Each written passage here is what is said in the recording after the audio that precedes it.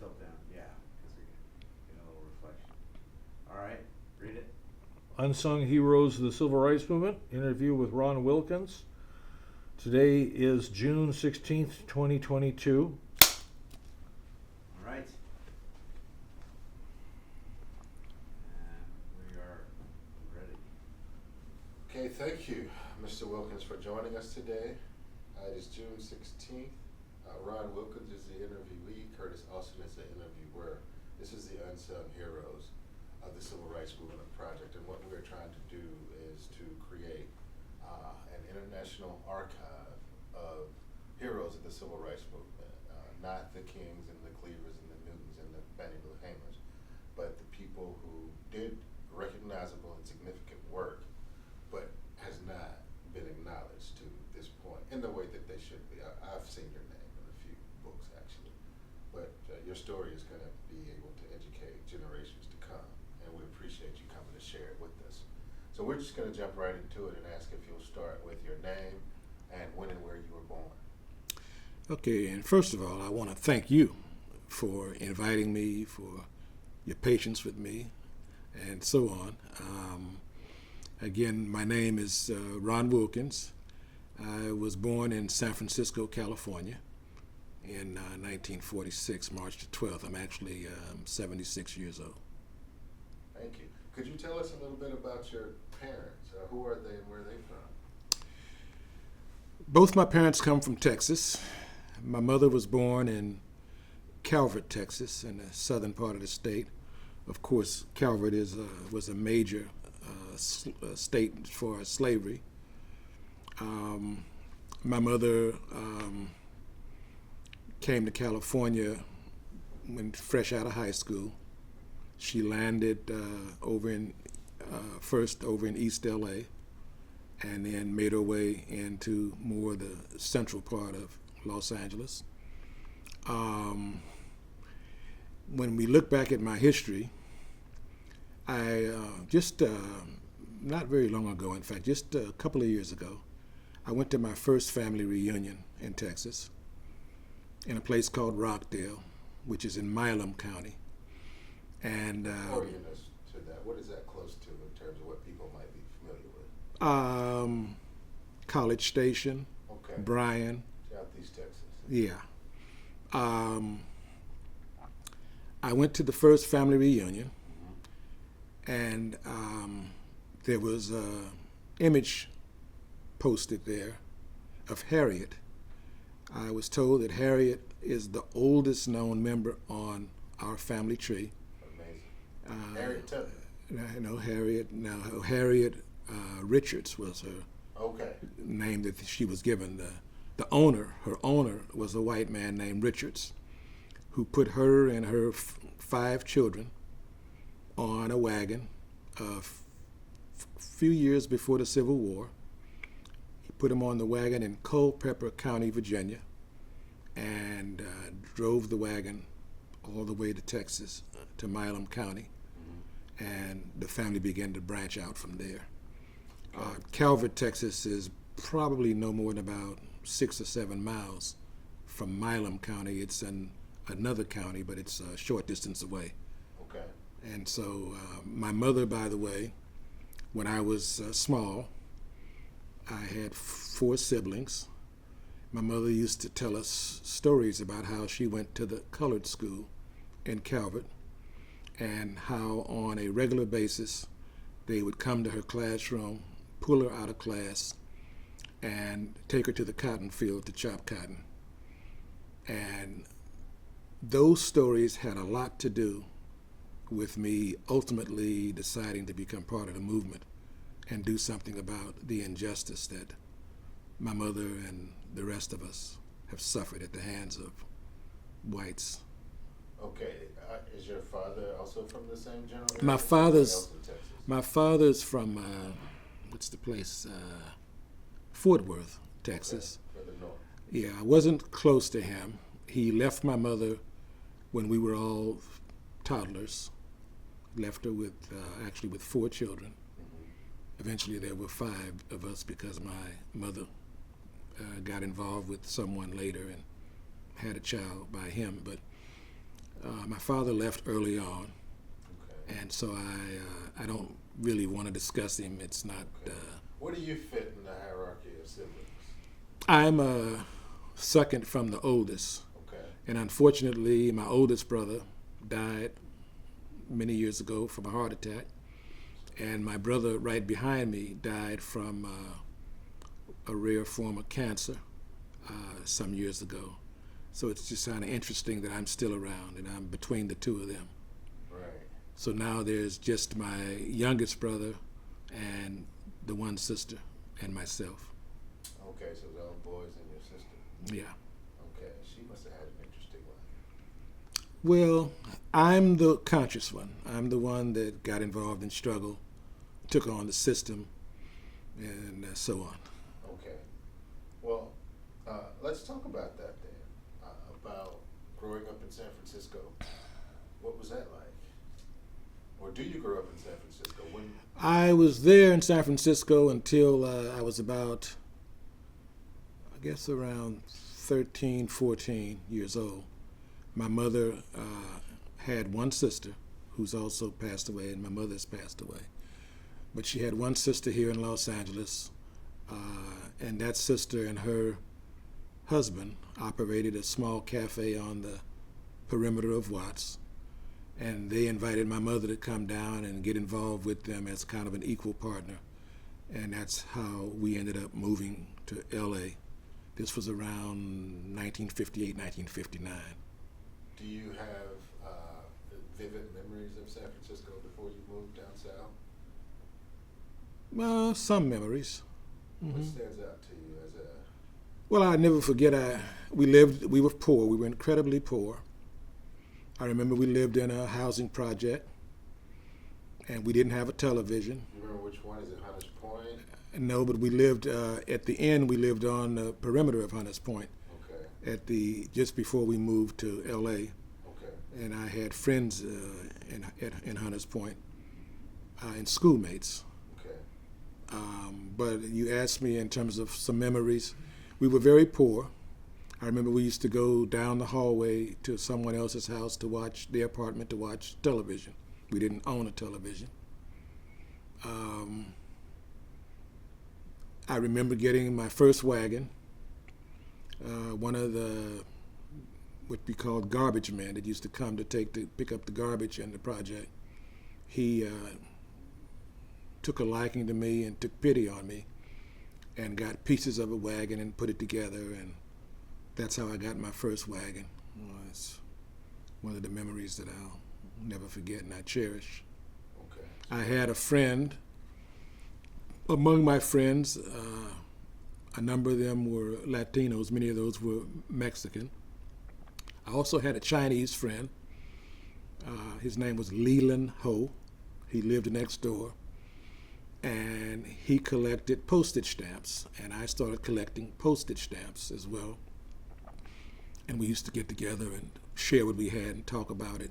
And that began to give me a view of the larger world, to see on postage stamps other parts of the world, and Africa in particular. Okay, this is as a developing adolescent. Yes. Okay. Now, are you sad or just super excited to be going to LA?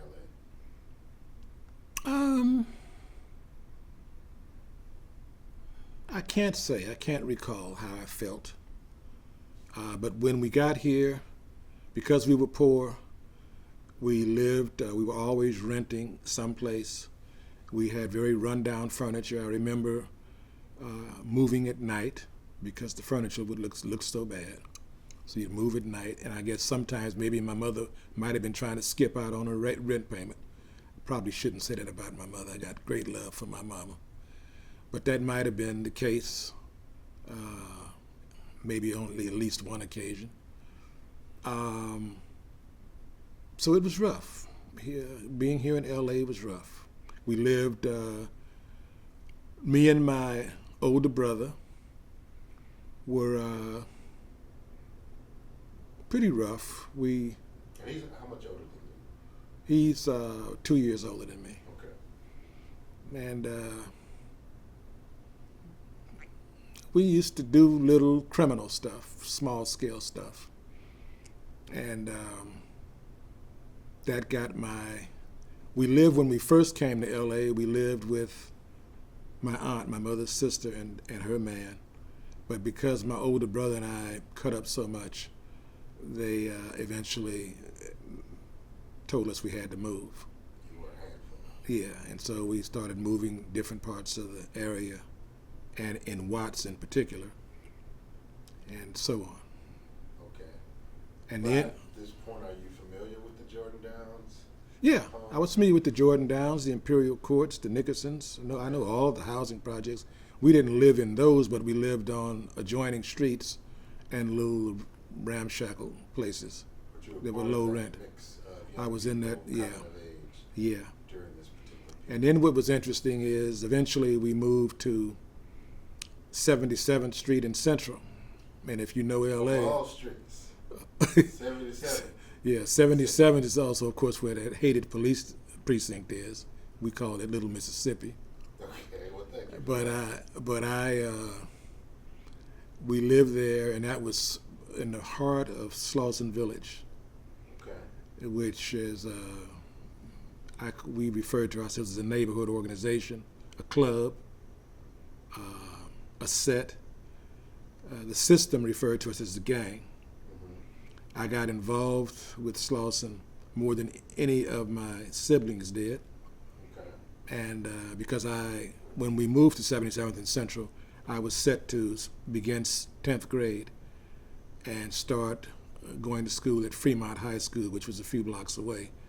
Which 15 or 16? I was, I might have been 15 because I graduated high school at the age of 17. Okay. So you joined a street organization called the Slauson Slauson Village. at 15. Yeah. And what attracted you about this neighborhood organization? The neighborhood had a lot of pride. If you lived in a neighborhood, you had little choice but to become part of Slauson.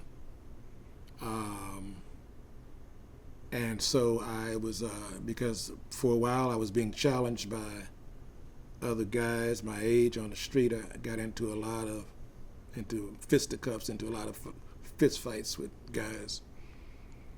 And eventually I became a part of the neighborhood, what we call the neighborhood. And Slauson was unique. There were, of course, other areas of town. There were the Gladiators to the west of us and northwest of us. There were the businessmen at South Park. There were the 20s. There were other neighborhoods, other sets. Where the bartenders? The bartenders were to the west, To the west? yeah, as well. Okay. And we occasionally got into conflicts with them. I didn't know it at the time. I would only come to realize this later on. And that is, we were the largest. We had more members than any other neighborhood, any of the surrounding neighborhoods. Now, after all these years, is that because of the population of your neighborhood or because of the attractiveness of what your organization I think it was some of both. Okay. Part of it was also, we began at, our northern boundary was Slauson, Okay. Slauson Boulevard, which is technically 58th Street. And from there, coming south all the way to Manchester and Firestone to the east of Manchester. Firestone and Manchester are 86th Street. So we comprise the 60s, the 70s, and a good part of the 80s, all the way from the Harbor Freeway to the west to Alameda to the east. So we were, geographically, we were a sizable area. And we had about 25 subsets, or cliques we called them, underneath Slauson. So I eventually became a member of what was called the Assassins. Okay. But there were baby Slausons or warlords. There were other cliques, other sets within Slauson.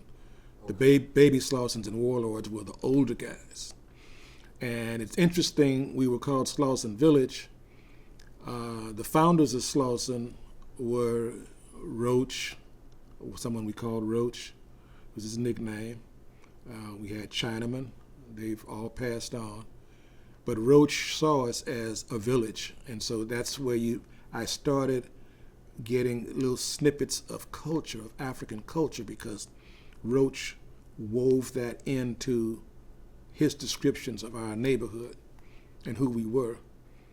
We even created our own dance called the Slauson Shuffle. Okay. And there's several performing groups actually made songs and records based on the Slauson Shuffle. We went on popular TV shows at the time, Lloyd Thaxton and what's his other one, but we went on those TV shows showing off the Slauson Shuffle. They can go on YouTube and see if I can find some of that. Yeah. That's interesting. So, how does one join the Slauson? You put in an application, you have to know somebody, you pay some money. What's the process of becoming a member of this organization? You have to know somebody, but you also have to have some history of standing your ground in a fight, in a skirmish, and not running. And so when your name is advanced and put in the hat, someone may challenge you, and someone else may stand up, speak up to defend you and say, no, he stood his ground, he was there, and so on. He stuck it out, yeah. And you passed muster. I passed. Okay. Are women allowed? Yes. Slausons? Yeah, we had Slausonettes. Slausonettes? Yeah, we had a number of women. Assassinettes? No, No, it's all men group. pretty much, yeah, all men. And As I remember, and part of it you have to understand, and I need to say this because, and stay young, don't get old, because I'm older. My memory at times is not as clear on some of these things. Certain. So you're in the Slausons now, Mm-hmm. and you're in the subset known as the Assassins. Now, that's an Mhm. interesting name. Mm-hmm.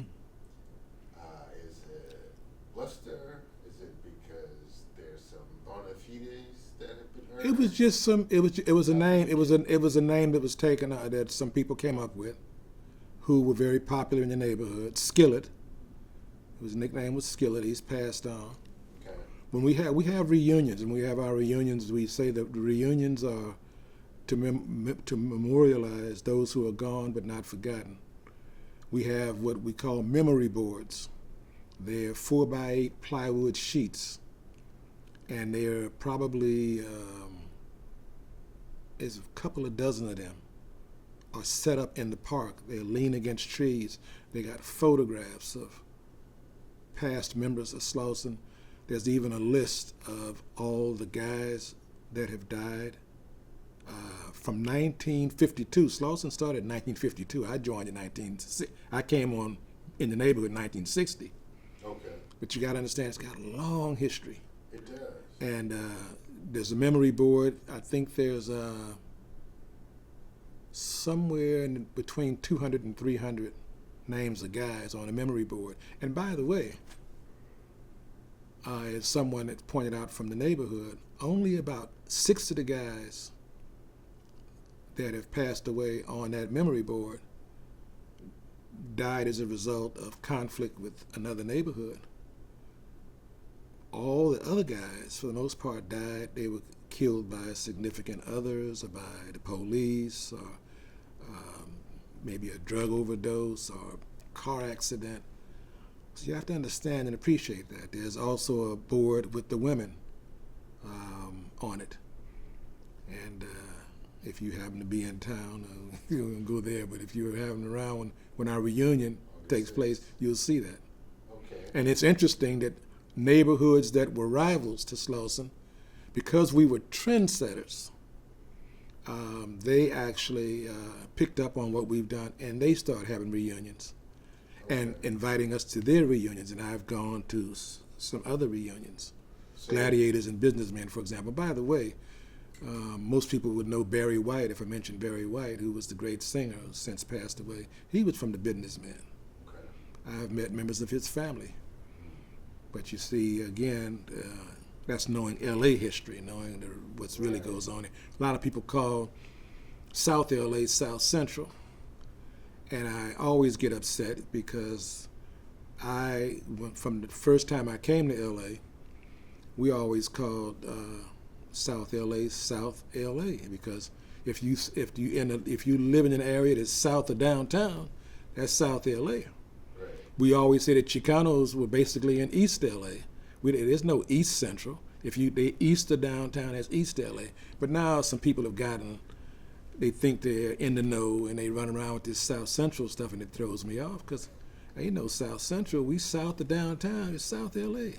I'm old school, so that's just where I come from on Okay. it.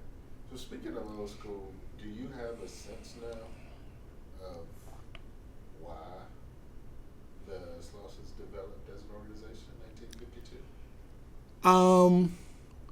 One of our most distinguished members goes by the nickname Bird.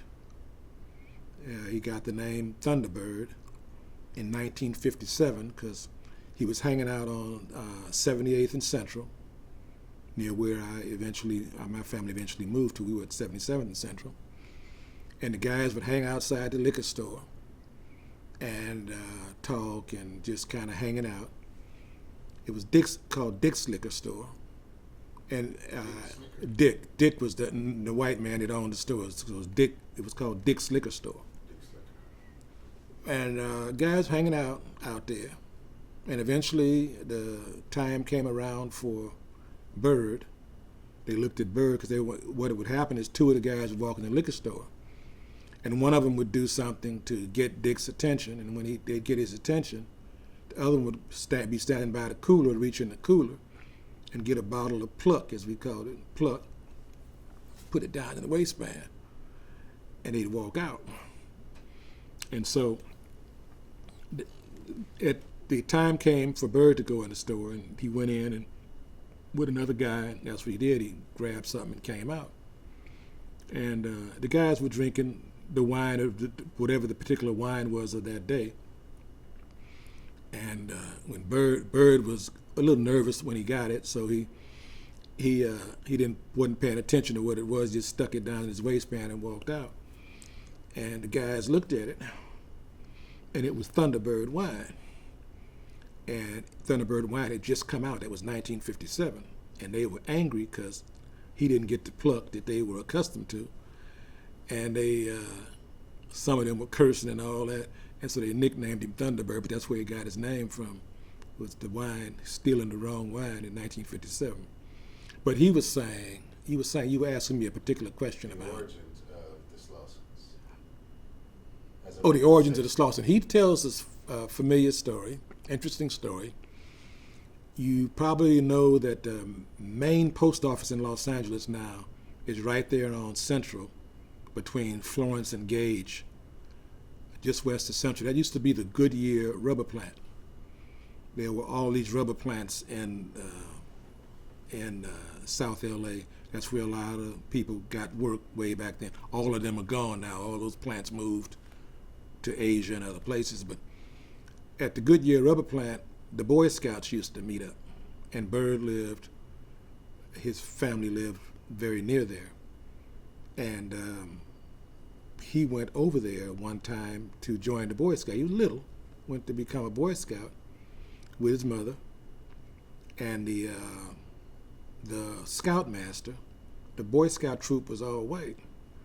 And the scoutmaster said that some of the parents of the other members would not like it if they let a black boy become a Boy Scout. And so Bird's mother took him away, so he couldn't be a Boy Scout.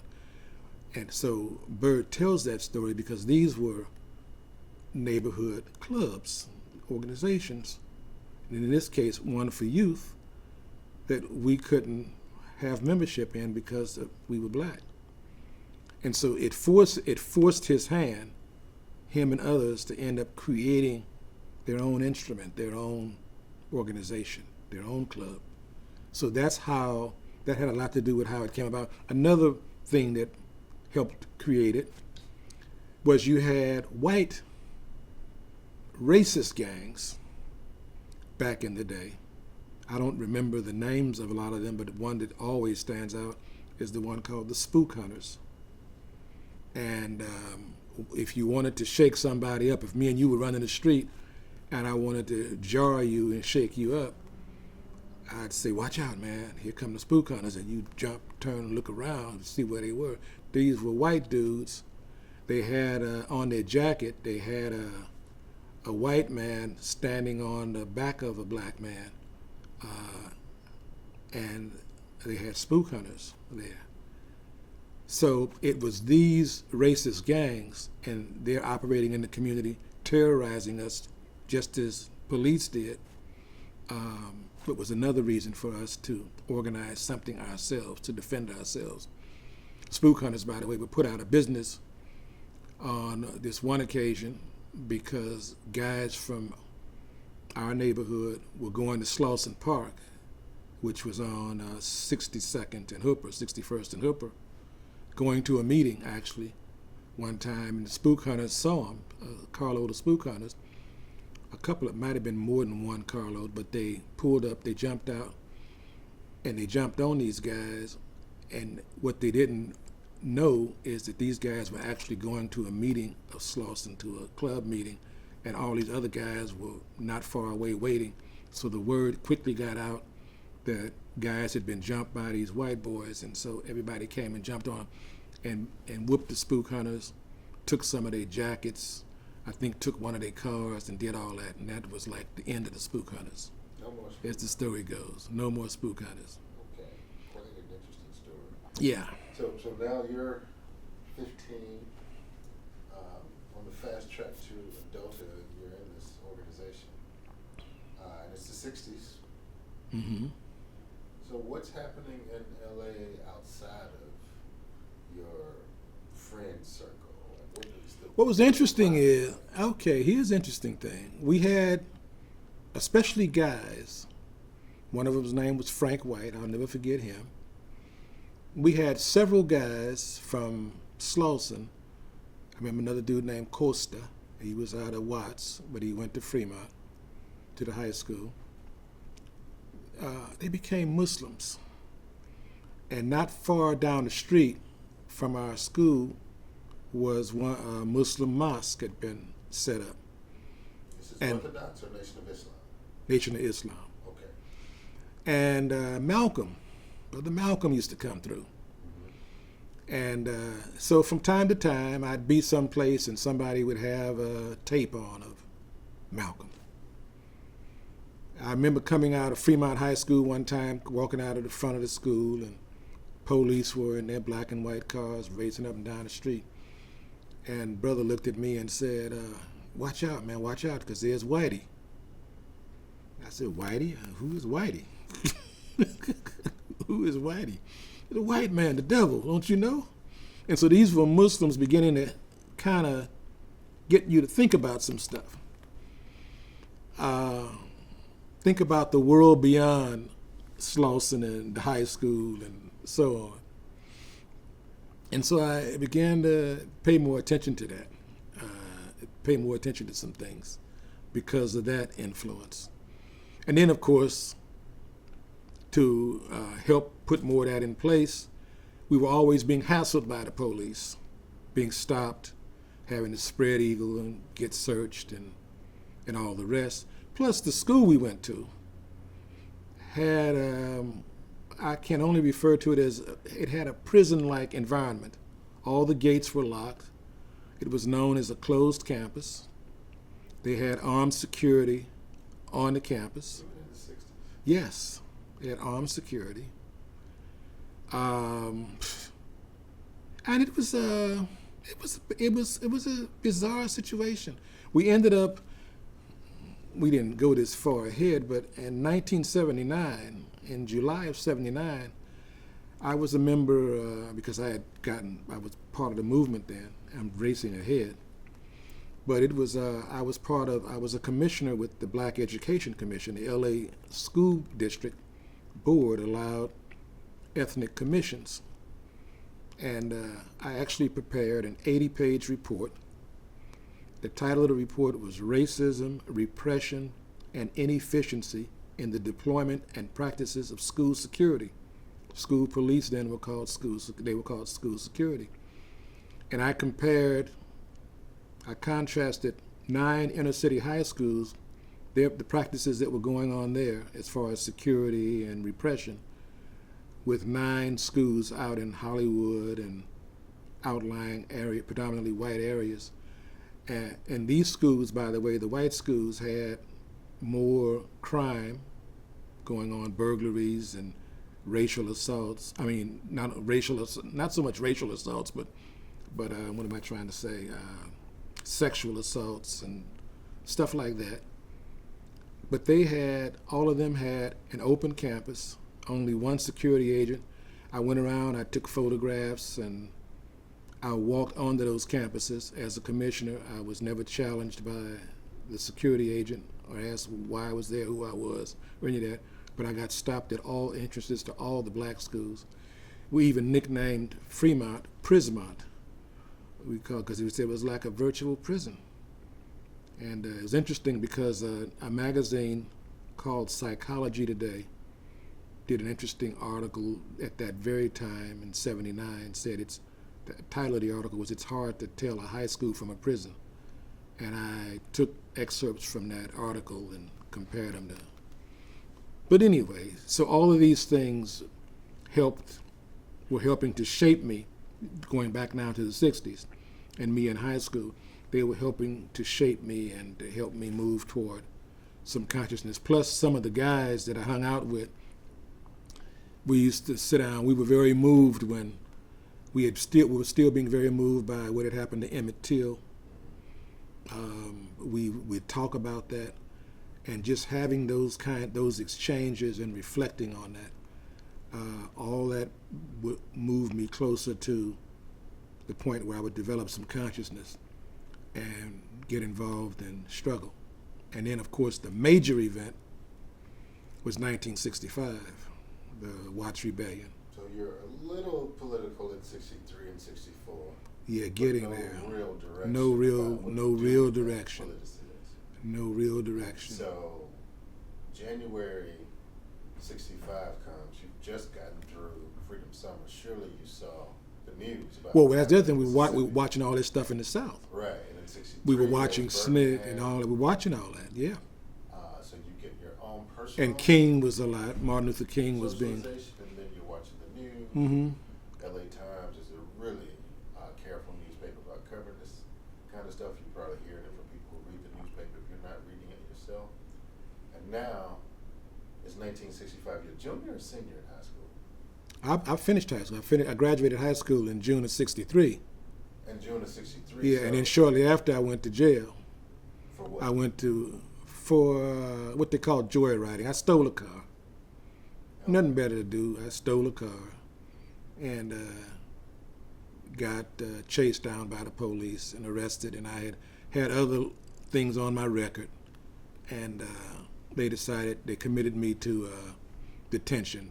I went to what they call a probation camp.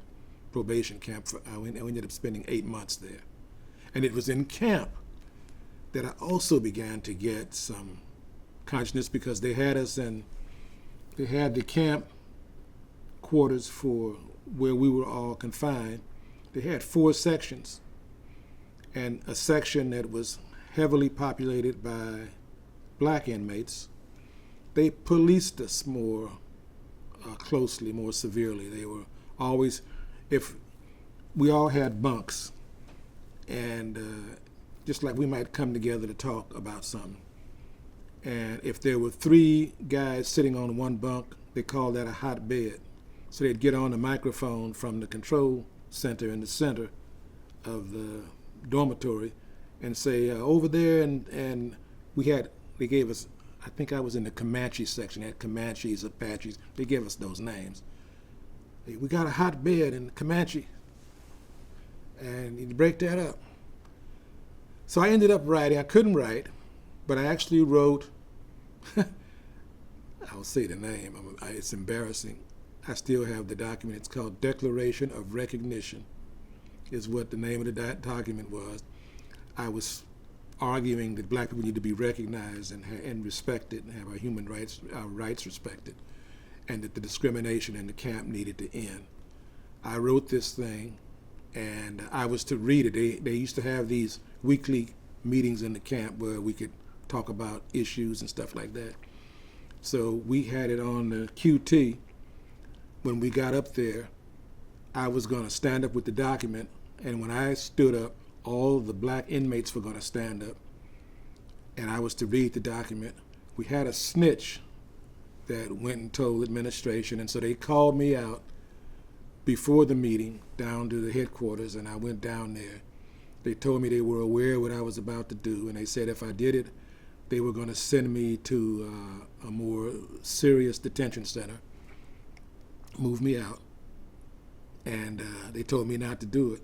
And so I went back and I told the brothers, and I said, I tell you what I'm going to do. I'm not going to read the actual statement. I'm going to get up and make just a verbal statement. And they looked at me. They were kind of puzzled. And I left the printed statement in my locker. One of them took it out. And when we got up there and I stood, they handed it to me. And on the spot. And I ran it down, and one of the brothers jumped up and hit one of the white counselors, and the stuff was on, and they called me down. They didn't transfer me because I had the statement, but I wasn't reading it. I just started mouthing it. But I'm just trying to show you how my consciousness evolved, how I just, at different stages in my life. This would have been 64? This was 63. I think I got out in 64. Okay. Yeah. And have you even heard of SNCC at this point? It's one of the largest. I had heard of SNCC, but I wasn't impressed because, I was interested in integration and the things that I heard associated with SNCC. I even say that now a lot. I say, when people talk about, some people even today talk about equality, I say, who are white people to be equal to? We are the oldest people on the planet. That's all anthropologists agree. We were here before anybody. We had the earliest civilization on the planet. And so so how am I trying to be equal to some people who aren't as developed, were never as developed as we were from the outset? So you didn't get that whole "can we all get along" business? No, I didn't buy that. And of course, the N in that acronym is nonviolent. So where were you on that philosophy? I never accept nonviolence. Okay. It made no sense at all to me. 64 is a volatile year, but here comes January of 65, and things are hot and heavy with these Muslims you've been hanging around. And then, of course, in February, Malcolm gets hit. What are your thoughts about that? I was very upset. A lot of us were very upset. We talked about it and stuff like that. And things, again, are being ratcheted on up. And then, of course, August comes. Interesting thing about the Watts Rebellion and getting up to that. Yeah, I was going to ask you about the spring and summer leading up to that. Malcolm is dead. Mm-hmm. You're out of camp. You've had your little stint as really an activist. At least your friends thought you were because they gave you papers. And here you are, free back on the streets of LA. And it's pretty hot and heavy with students at USC, UCLA, Cal State. All of these students are busy really emulating what's happening in the South and other parts of the country, Midwest and Northeast.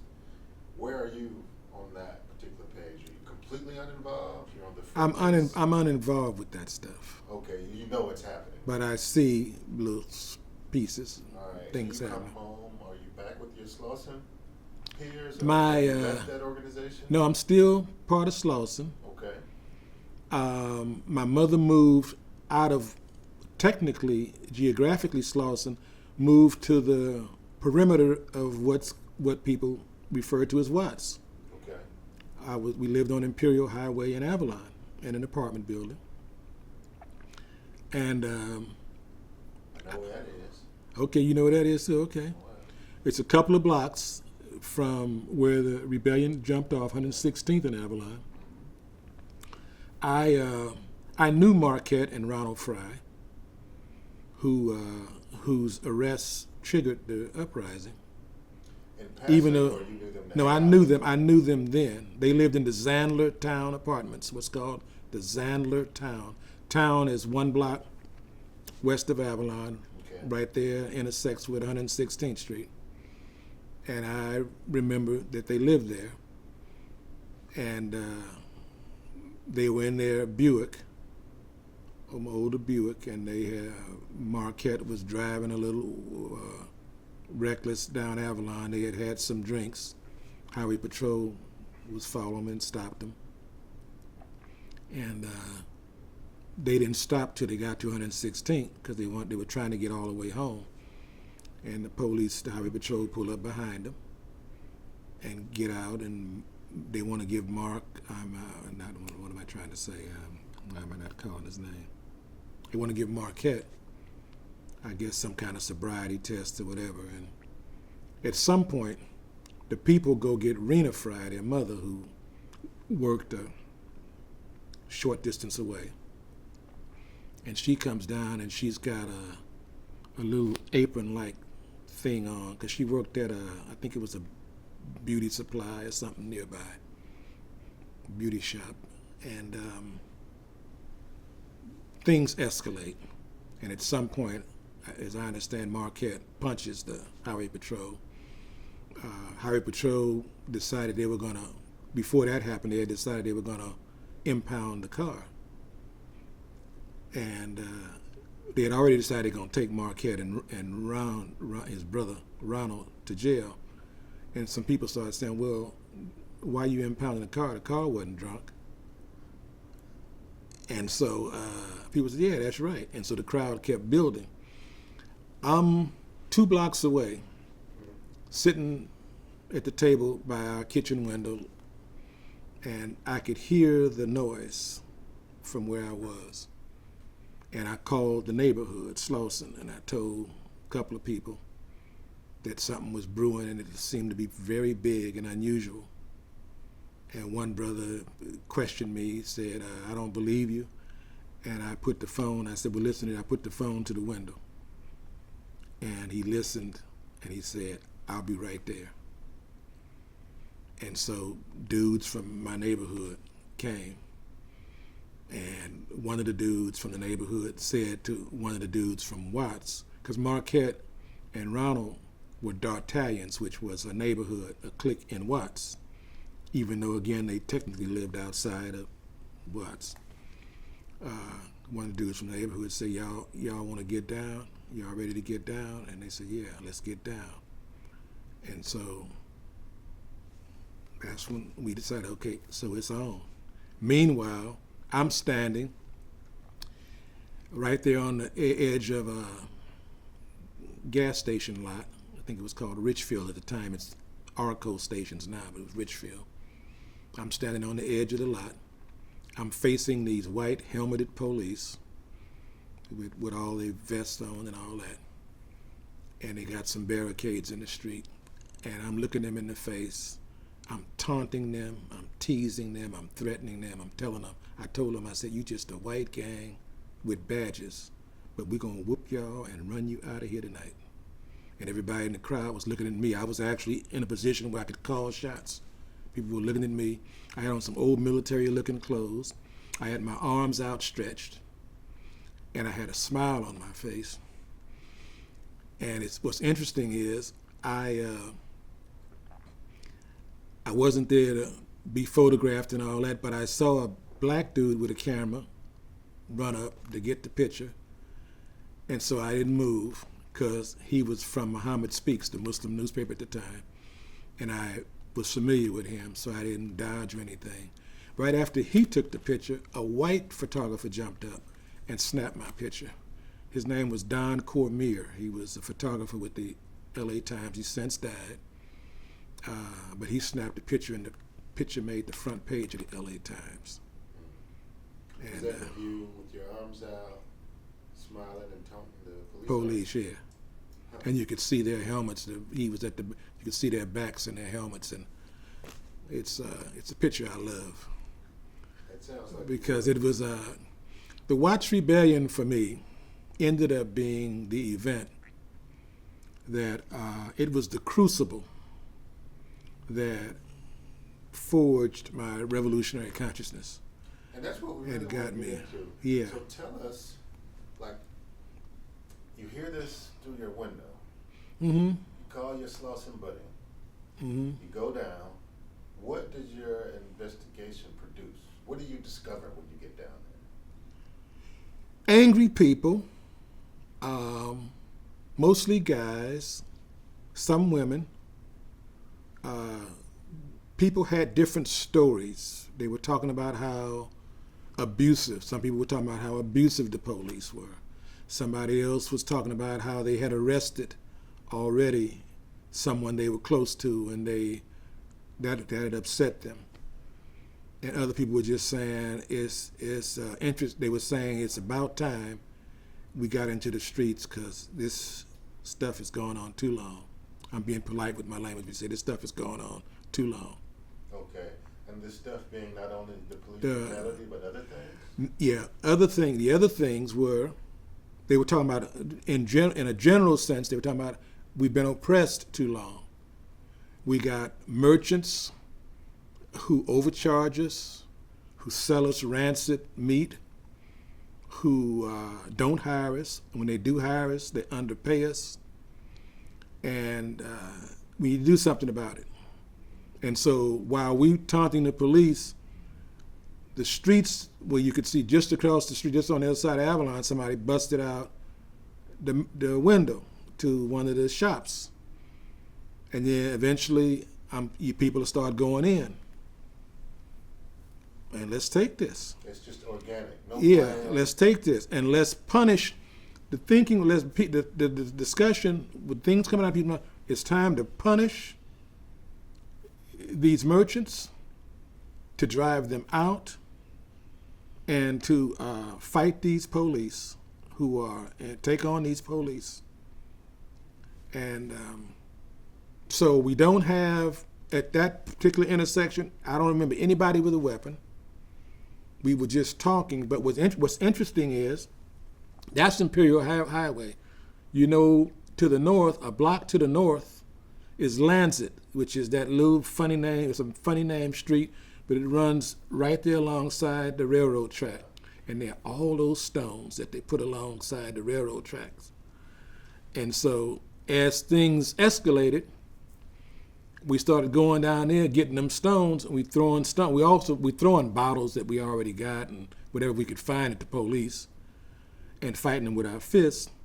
But we started getting these stones too and throwing stones. So things began to pick up.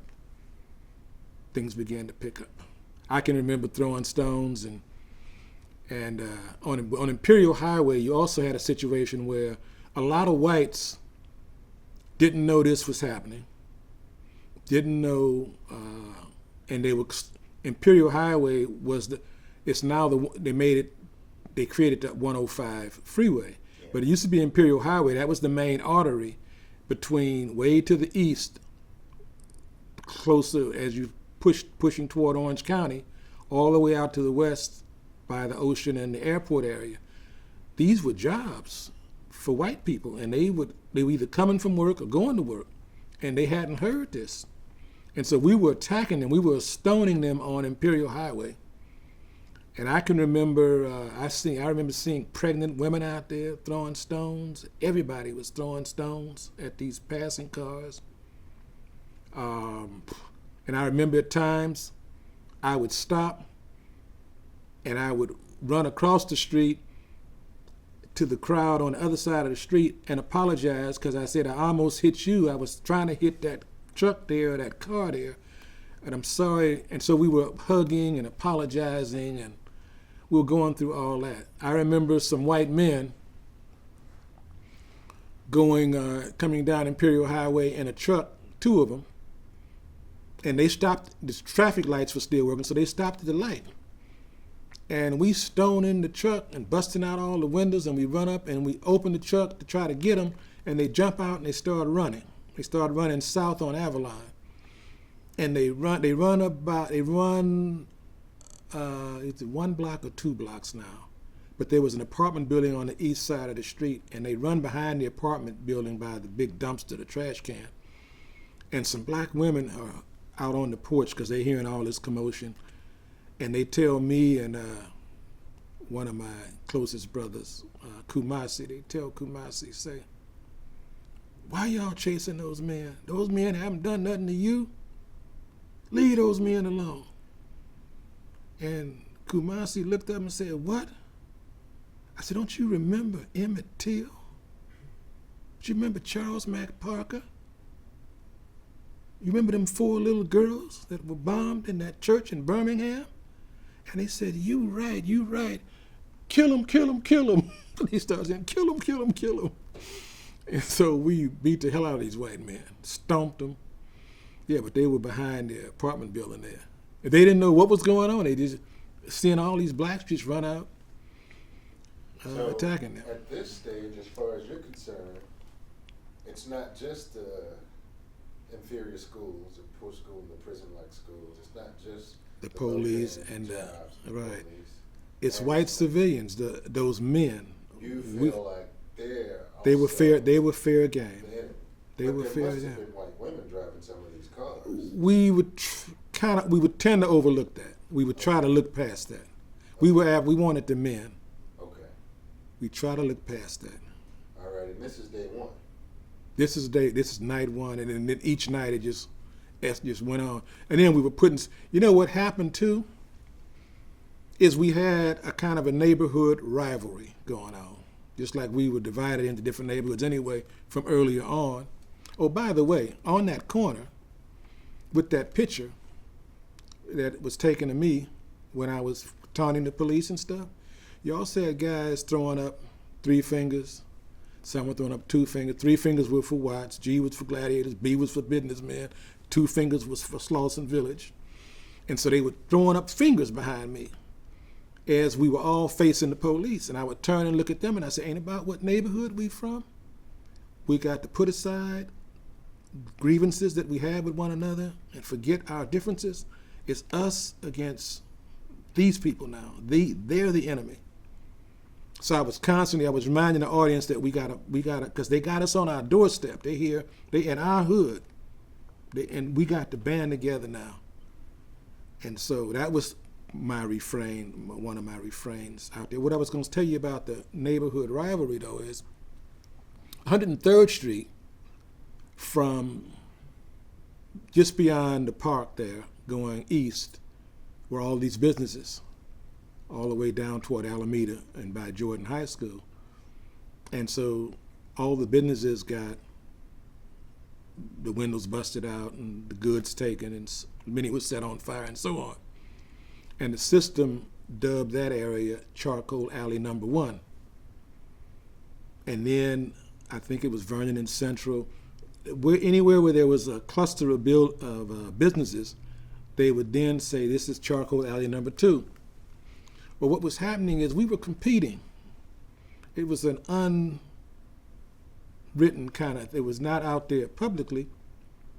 But at the end of each night, for those 6 days and nights that we fought, we were competing to see, at the end of the night, if we could overturn and set more cars on fire in the intersection, in this particular intersection, as opposed to another intersection, and set more businesses on fire. It was a kind of a competition. Okay. And I don't mind saying that. Not everybody is clear on that. People end up being clueless, but I'm there in the street. And Do you have a memory of who won this competition? What neighborhood? No. If you had to guess. No. During the uprising, too, interesting thing happened. I was on Leon Posey. If you go back and look at the history records of the so-called, they don't even say 39, often they say 36 fatalities. Of the fatalities, I think Leon Posey is listed as either the first or the second casualty during the uprising. This was like on day 2, I think it might have been. There was always the word in the street about where we gonna go next, and so I'm down there by Imperial and Avalon, and people started saying, "Well, where we gonna go tomorrow? What we gonna do?" And so we started saying, "Well, Manchester and Broadway got a lot of businesses down there. Let's go down there and tear that shit up." So I said, "Yeah, good." So the next day, a lot of us, we just converge on, man, I went down there and I parked. I had a car, I had a hoopty. You know what a hoopty is? A hoopty is an old gangster car, an antique car where the headlights are completely outside the fenders. I think I had a 39 Chevy. And I took my hoopty, I drove down there and I parked it in Sops in there, where the gas station was. It's a gas station. And I go down Broadway, and so the police come in the middle of the street and park their cruisers, and they get out and they get behind the cars. They got their weapons out. And at one point, I'm moving down toward 88th and Broadway on the west side of the street, and there's a barbershop there. And this brother walks out of the barbershop, and I knew him vaguely. His name was Leon Posey. He had just had his hair cut. And he came out the barbershop, and he's totally oblivious to what's going on. The police in the middle of the street behind their cars.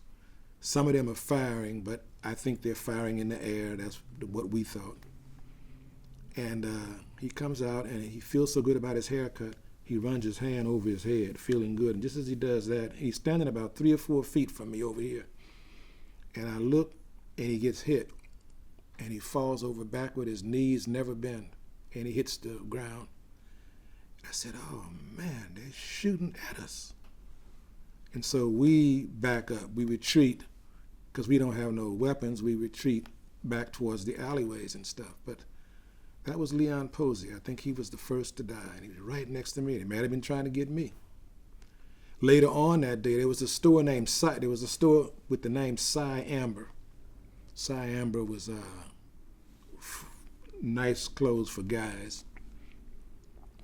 And people were running in the stores getting stuff, and I didn't have a major interest in trying to get anything. I'm more destructive. Guy runs out of the Cy Ambers, and he got an armload of clothes. And he's running, and the police come up the street, and they running behind him, and they tackle him from behind. And when they hit him, when they grab him, he goes down. And just as he's going down, I'm running near him, and I reach down and I scoop up what he's got, his clothes and stuff, because he had some hats on there on the top. I like the hats, and so I grabbed the bundle. And just as I grabbed it, a cop grabbed me, and I go down. I hit the sidewalk and drop the clothes, and he and some others stand me up and cuff me and take me out to the middle of the street and run a chain through the cuffs. They got me with about 10 other guys. They got us on a chain cuff. And here we are. And I said, I'll be damned. I said, I done got busted. I ain't gonna be able to see that. I was so damn mad. And so I'm standing there in the street with all these other guys, and the police are behind their cars, and people are still stoning them from the sidewalk and stuff, and they dodging the stones, and I have to dodge a little bit because they try to hit the police, and the police got me near them. Eventually, the police get a call, and the call told them to clear out from that area, go somewhere else, and release the detainees.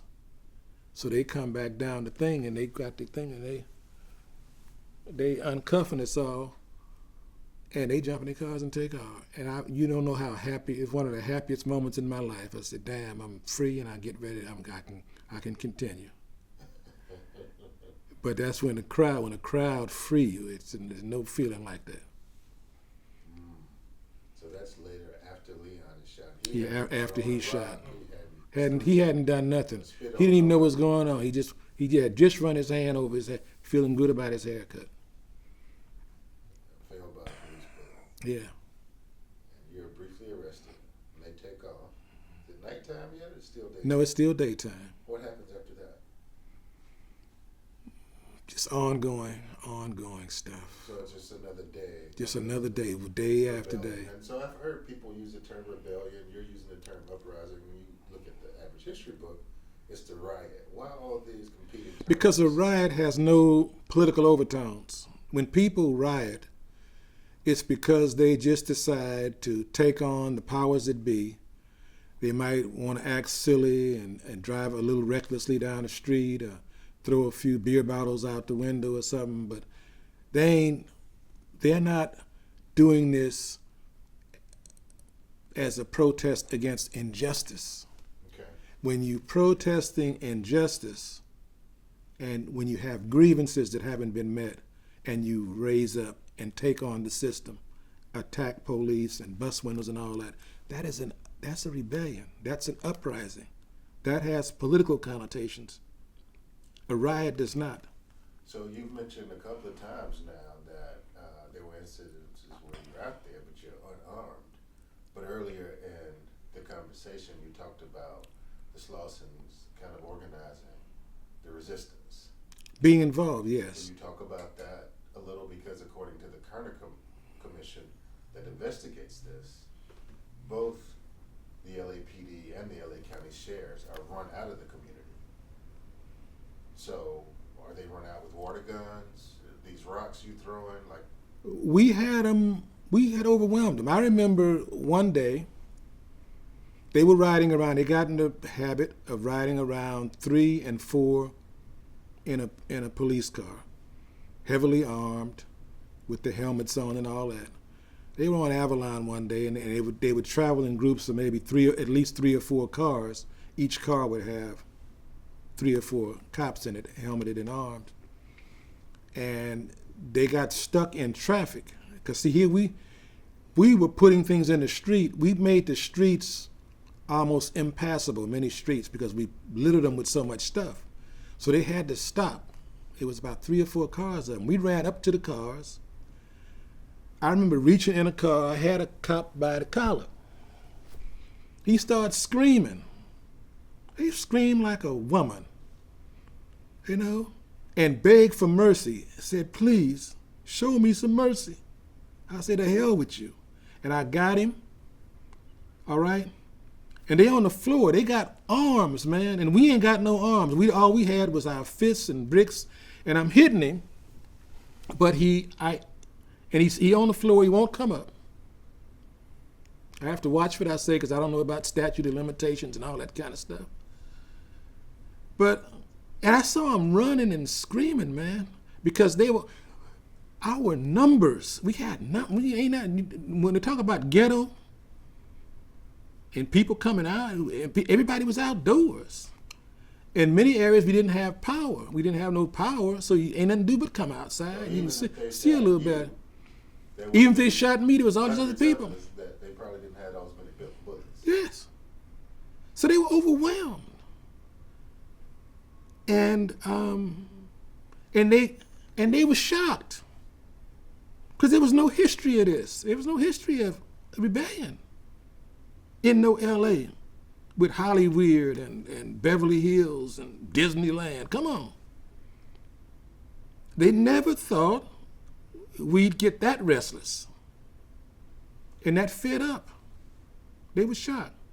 On the last day of the rebellion, This is day 6, I'm walking down Avalon, and they were doing what they call kind of mopping up operations.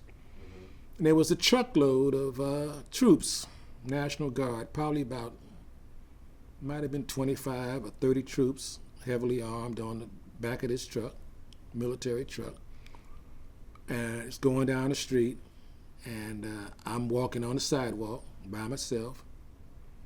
And I don't know what I was thinking, but they go by me, and a number of them they're giving me the finger. About 2 or 3 of them are giving me the finger, and I could hear them calling me nigger. And so I look at them, and I get them the finger, and I said, fuck everybody on the truck. I said, in fact, I'll whoop everybody on this truck. And I don't know what was going on in my mind. I had to be out of my goddamn mind. I said, I'll whoop everybody on the truck. Get down off the truck right now. So 2 or 3 of them jumped up to get down, and somebody in charge said, sit back down, and they sat back down. And I kept on walking, and then the truck made its way through traffic and went on. And I said to myself, I said, you damn fool. I said, what the hell you think you were doing? And so you gotta be, there are times when you can be courageous, and there are also times when you can just be damn foolhardy. I've done some foolhardy stuff. I told the whole truck, I said, y'all, I whooped everybody on the truck. And I felt like that. I was so damn mad because I was aware of a number of people that had been killed. I knew a number of people that were killed during the uprising. And I was upset as hell. And but I was also feeling good that we had not only shown the local authorities that we were fed up, but that we had put it out to the world. That here we are in California, it's supposed to be a state where people are supposed to be really doing well. And like I say, you got Disneyland and Hollywood and all the movies are made here and then all that kind of stuff. I said, damn, the world, all over Africa, we were here in Africa, our people knew we were standing up, and I just felt so good. So, yeah. So, what impact does this conflagration have on you? I mean, this is, as you say, not something we see every day. There's a riot, rebellion, uprising in Philadelphia in '64, and Harlem in '63, and Rochester in '63, but they're relatively minor compared to this. How does this affect your psyche, and how does it affect your political development? It just helped it take off.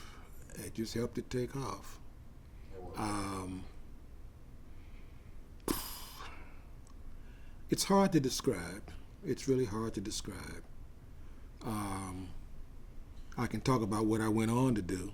Well, if you think as a about result. how you felt and what you were thinking in the years prior to the uprising and your outlook afterwards, what would be the main difference?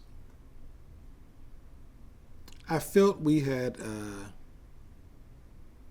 shown the system a lesson, that we had given them a lesson, that we could stand up, and that we weren't taking this stuff. So standing up was encouragement for you, and it led you to what? What comes after August of '65 for Ron Wilkins? Well, they had all these. I stayed back. They had people going down. They had the Kerner Commission and these other people. They had the McCone Commission. They had them coming to L.A. and all that. And I didn't step forward. I didn't go to say anything. I didn't want to say anything. But what came, because a lot of stuff continued. You know, the killings. In Los Angeles they have a thing called what do they call it?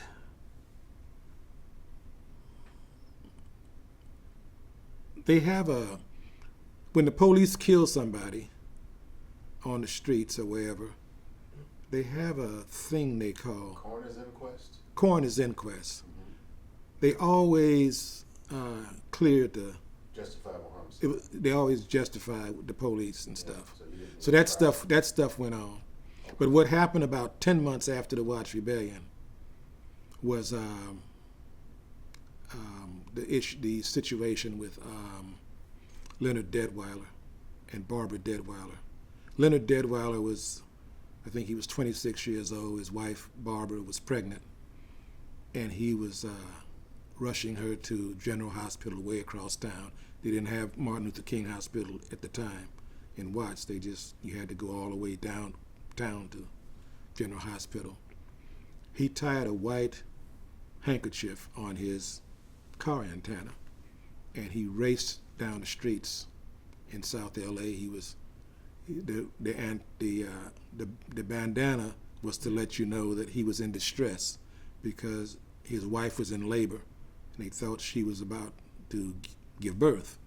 He's trying to get her to the hospital, so he's racing across town, running lights and all that, and LAPD sees him and they give chase.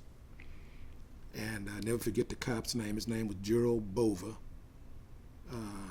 among the police who were pursuing him. He finally stops, Leonard Detweiler stops, and Bova walks up to the driver's side of the car with his pistol out, aimed at the brother. And the way the story goes, he said the car lurched forward or lunged forward, and that caused his pistol to discharge, and he blew Leonard Detweiler away. And we said, this is one racist traffic stop too many, and a number of us started coming together. And again, I'm just one of them hotheads out in the street, and I wanted some action. I'm looking for some action. And some black groups in town started meeting down on Central Avenue, and they dubbed themselves the Temporary Alliance of Local Organizations, TALO, and started meeting, and the rulers here in town were worried that another uprising was about to happen.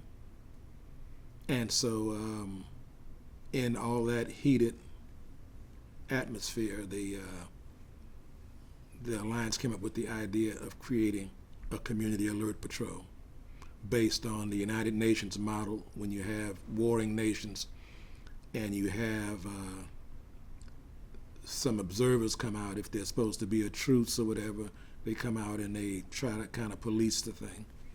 But that's where they got this idea of having some people go out and, in this case, to observe the police. I'm going to all the meetings, and when they create the organization, I immediately say, I'm on board, I'm in it, you got me. So I become a member of the Community Alert Patrol. We had signs on our cars with Community Alert Patrol, and the phone number was 750 something. Didn't have area codes then because it was all that would come later to society. But anyway, I was in my 38 Plymouth. I had a 38 Plymouth, a hoopty, and I had the signs, and my car was the most visible one to LAPD, and they hated me like hell. They jumped me a couple of times, pulled me out of the car, beat me on the street. They ticketed me like crazy, wrote me the most ridiculous tickets.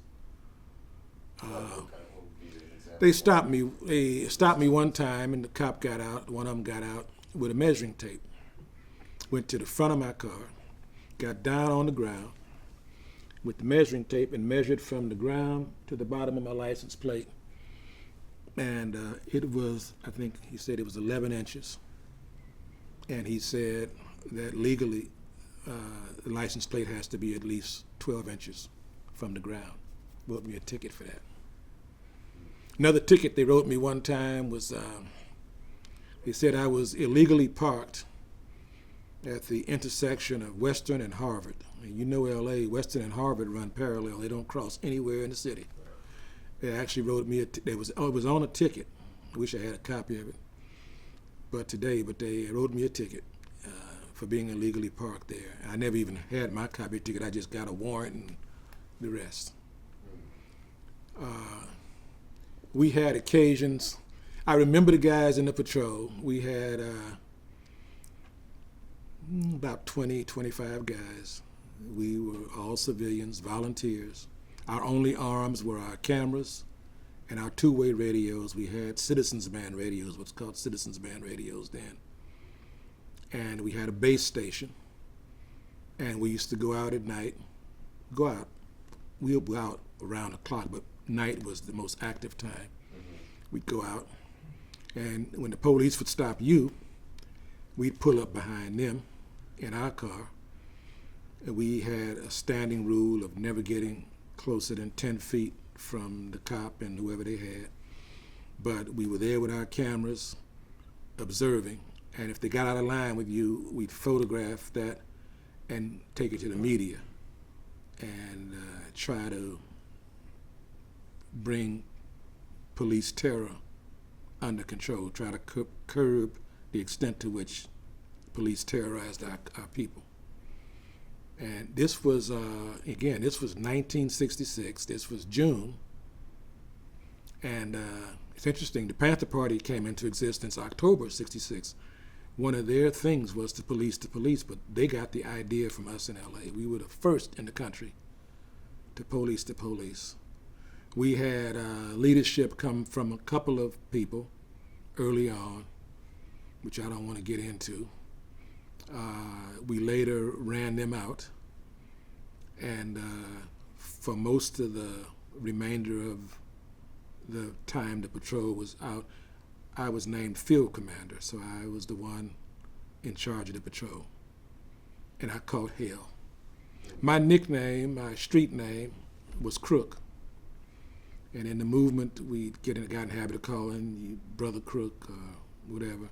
So I was Brother Crook. It's interesting that I was here. I had been, for a while, I've been living outside the country.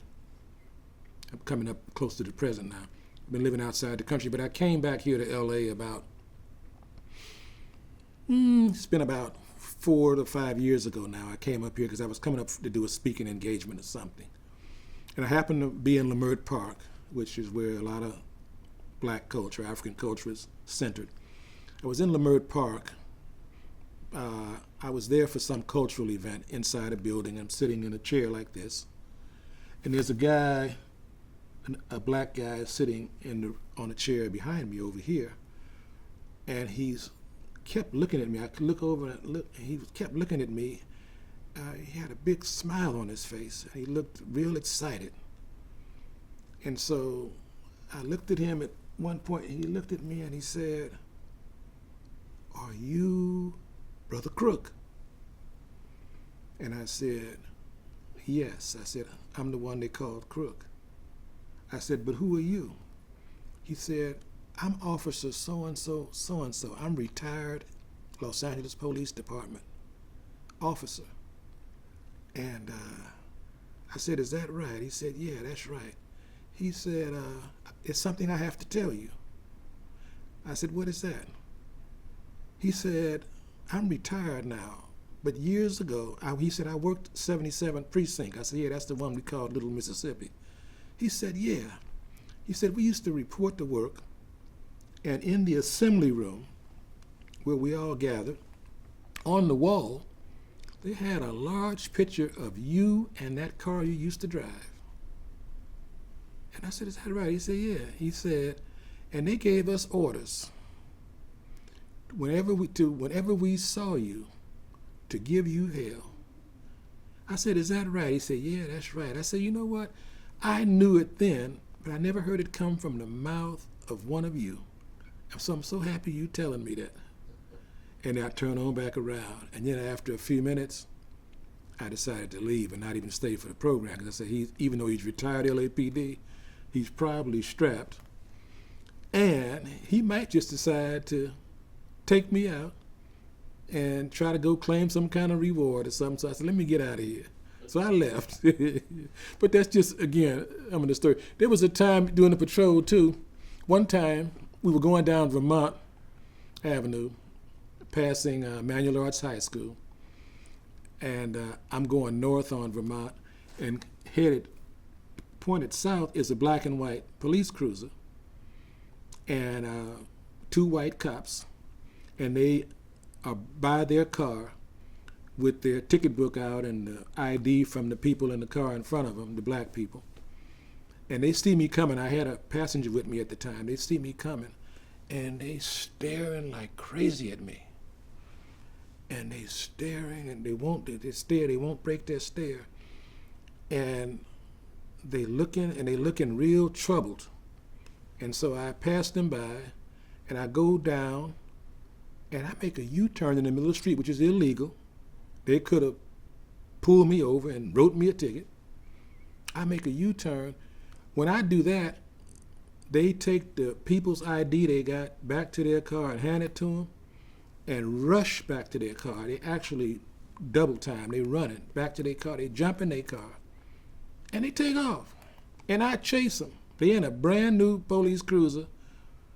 I'm in a 1938 Plymouth, old rundown hoopty, and I'm chasing them. I actually chased them for a couple of blocks. And then I tell the brother with me, I say, you know what, we need to break this off because they might be trying to lure us into some ambush down there. He agreed with me, and so we made a right and went on. But there are all kinds of stories I could tell about the Alert Patrol. The one I love to tell, and I don't know if we have time to hear this one, it's called the Ooga Booga story. You ain't gonna get this from nobody but me. Okay. We were in our patrol office, Alert Patrol office one day, about a dozen guys, we just hanging out and talking about where we gonna go on patrol that night, and as time wore on. And while we talking, somebody said something that was a little odd, and so I looked at him and said, Ooga Booga. He said, Ooga Doo. And so we laugh about it. And we say goodbye, and I told him where I was going to be. I was going to be in along Central, out in the Watts area. I said, that's where I'm going to be. And later on, and so on. So we all split up. And I get in my car, and I got a brother riding with me. Normally I rode alone, but I had a brother riding with me. So that night, I guess it was somewhere around midnight or 1 in the morning, we rolling down Central. And I say to the brother sitting next to me, it was cold that night, and I liked hot chocolate. So I told the brother, I said, man, I want to go to the Stop. They had a place called the Stop right there on Imperial Highway in Central on the east side of the street.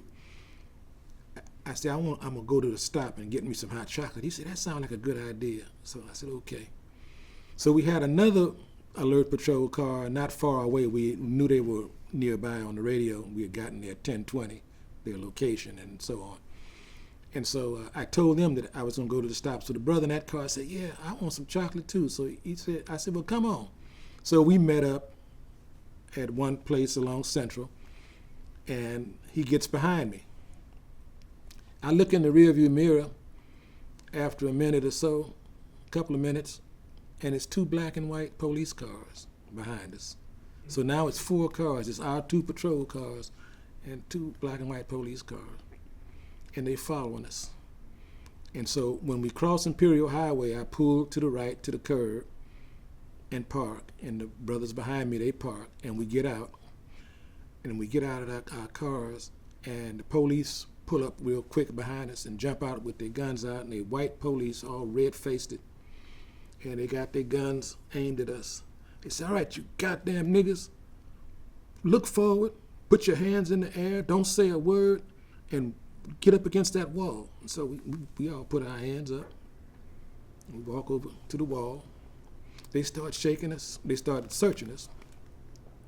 One of them then gone in the car, pulling the wires from our radio so we can't communicate with each other and all that. Anyway, they taking our ID from us to run our ID to see if we got any wants or warrants. Meanwhile, they searching us, and so one of them's patting me down. I'm trying to think of what I want to do right then, and they got another brother right here next to me, and one of them's patting him down. So I look at that brother and I said, Ooga Booga. He said, Oodoo doo. I said, Oodoo doo doo. And the police say, shut up, stop making that noise. I said, Oodoo da. And so at one point, the cop that's got me tells the cop next thing, he say, Joe, I think you better be extra careful because I think this one I got just told the one you got to reach for his weapon. And so I'm trying so hard not to just fall out laughing, man. I'm keeping a straight face. And the cop keeps searching us. And he gets a call on the radio. And the call's coming from their headquarters saying that none of us have any wants or warrants. So he looks at me and says to me, exactly that none of you have any wants or warrants. So we're going to let you go. And we're going to get in our cars and we're going to go on. But I need to tell you this. I don't want you. None of you go back. Don't you go back to your cars until we're in our cars and clear out of sight. You understand? So I gave him a nod of approval, and they all go and get in the car and they leave. Man, I fall on the damn ground. I'm laughing so hard. I almost hurt myself falling, laughing, because it was so damn. But that's the Ooga Booga story. They didn't know what the hell we were saying. Ooga Booga. But that's a patrol. Take a break. Yes, sir. Get some water, maybe use the restroom. Okay. And pick up with the rest of your activity. The Ooga Booga story. You can't hear that from nobody but me. Shit. All right, I'm gonna cut. Okay. Right. All right, we're rolling. Okay, so you have your community alert patrol, and this is 67. This is 66. Yeah, we're getting in. We're coming up into 67. Yeah. Mm-hmm. 66, and so you've got some serious issues with the police, according to this gentleman who sees you. They got serious. They had put me in their militant black. The FBI put me in their militant black extremist index. Right, and your pictures are all over, not just 77, but probably some stations. So your life is, it's touch and go. It sounds like it would be. And let me tell you something else, just not to throw you off. Growing up, I never thought I'd live to see 20 because of all the stuff I was doing in the streets with Slauson and having gotten through the rebellion as I did, and with the Alert Patrol, the rebellion and the Alert Patrol, I was 19 and 20. But I'm saying, just to when I got to 20, I was shocked. I said, damn, I'm still alive. And each decade, I would say, wow. And now I'm old as I am, Major surprise. And anyway, I won't go there, this other thing, but anyway. So you're 20 in 1967. Yeah. You see your 20, organization 21, yeah. give birth, really, to another organization 400 miles to your north. And how does that make you feel? Because they make it clear. Well, not the Panther Party, not the Tribune, that they got their ideas from CAP. Well, the idea of patrolling the police. That's what Bobby Seale. Yeah, Bobby Seale admitted that. And so did Huey. Okay. So does that make you feel any kind of way that here's an organization with far more play in the paper than CAP that's getting this? In a way, You've it's a little really it's a little bothersome. Done a dangerous thing because you don't have any guns. You're watching these killer police with your cameras. How does that make you feel that this group, this Johnny Come Lately, is getting this kind of? Well, one of the things I may have said is these Panther films. I'm in all of their films. I'm there with the afro. I'm never identified. I was I knew Bobby Hutton, the first Panther killed. I was at his funeral. In one of the films, I think it's the one they call the Vanguard of the Revolution. And Vanguard means the most advanced. The Panthers were not the most ideologically advanced, and so, but people just throw these titles around like. Well, they gave the name to themselves. Yeah, shit. And anyway, I'm Marlon Brando is on one side, and I met Marlon Brando. I met him in the house where Bobby Hutton was killed, because we went there while it was still had tear gas and all that after the killing. But Marlon Brando standing over here, and I'm standing over here. They identify Marlon Brando, but even though the camera focuses on me, they don't say who I am. It's because so many, when you ask how does it make me feel, there's so many in the Panther Party who want to take all the credit. Like, they were the only group out there in the 60s. There were a fair number of groups. This stuff was like I don't know, it had caught on. It's a social explosion. Yeah, it was exploding. There was a lot of groups out there. And it's just interesting that the rest of us just get written off. Mm-hmm. You said you knew Lil Bobby Hutton, the first Panther Kid. I met him. I remember meeting him. How did that come about? We formed an alliance, in 1968. Okay. SNCC formed an alliance with the Black Panther Party. This was mostly at James Foreman's urging. James Foreman was probably the oldest member in SNCC. He was the one we called the old man. He was my mentor. Okay. And I was, of all the SNCC people, I was the one actually part of and actually heading up the local SNCC chapter, Los Angeles SNCC, which we organized in 1968. I did that at James Foreman's urging. Okay. You're 21 years old. Yeah. So tell us how you get involved with SNCC. This is a Southern-based organization, and they're all the way in Los Angeles? James Foreman came out here quite a bit. I think probably most of the time he was out here, he was fundraising because California's got money. And he would come out here and do fundraising. And somewhere, I can't remember when or where exactly I met Jim, but we met up. And he was impressed with me. I was very impressed with him.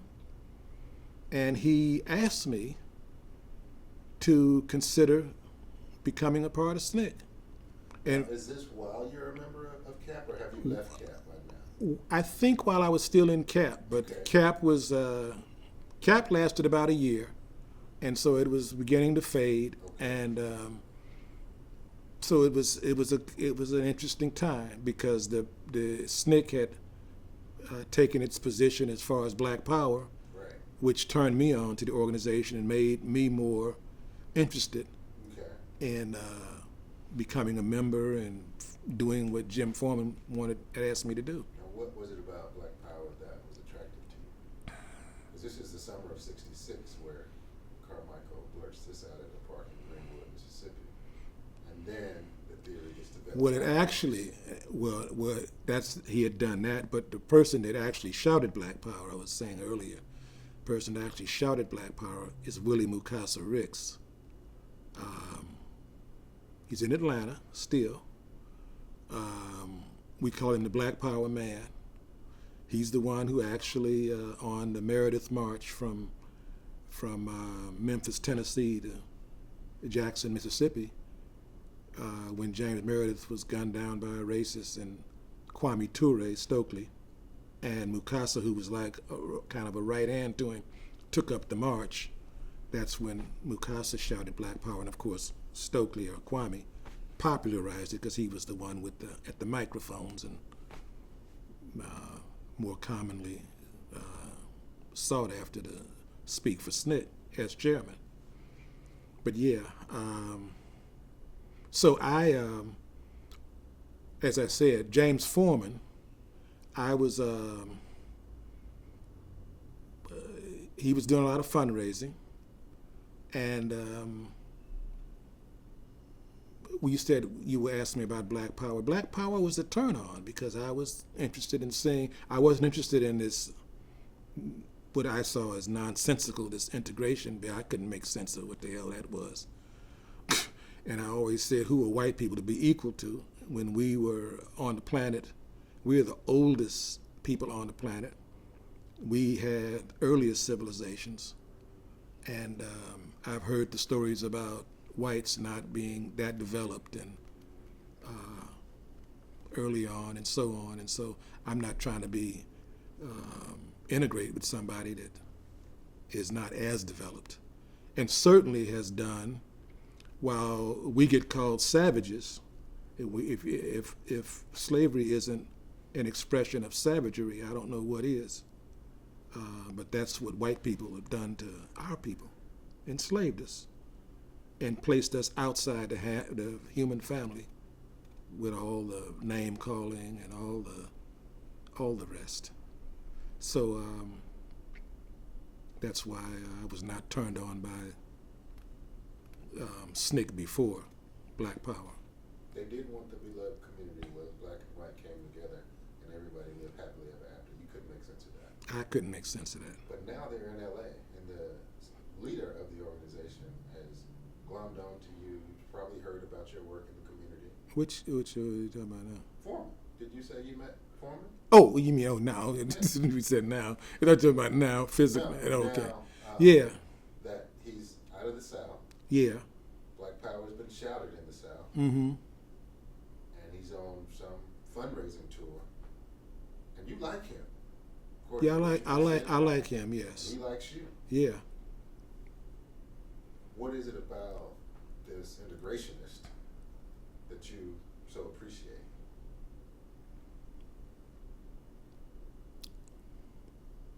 His experience. He had quite a bit of experience, and when we would talk, he would share that. He even talked about, part of his history was he spent some time in L.A. I think he went to USC early on here in L.A., and he got jammed up by police, and so we had similar experiences at the hands of police. He was mistreated by the police. I'm not altogether sure, but I decided I wanted to keep working and struggle, and Alert Patrol eventually was gone.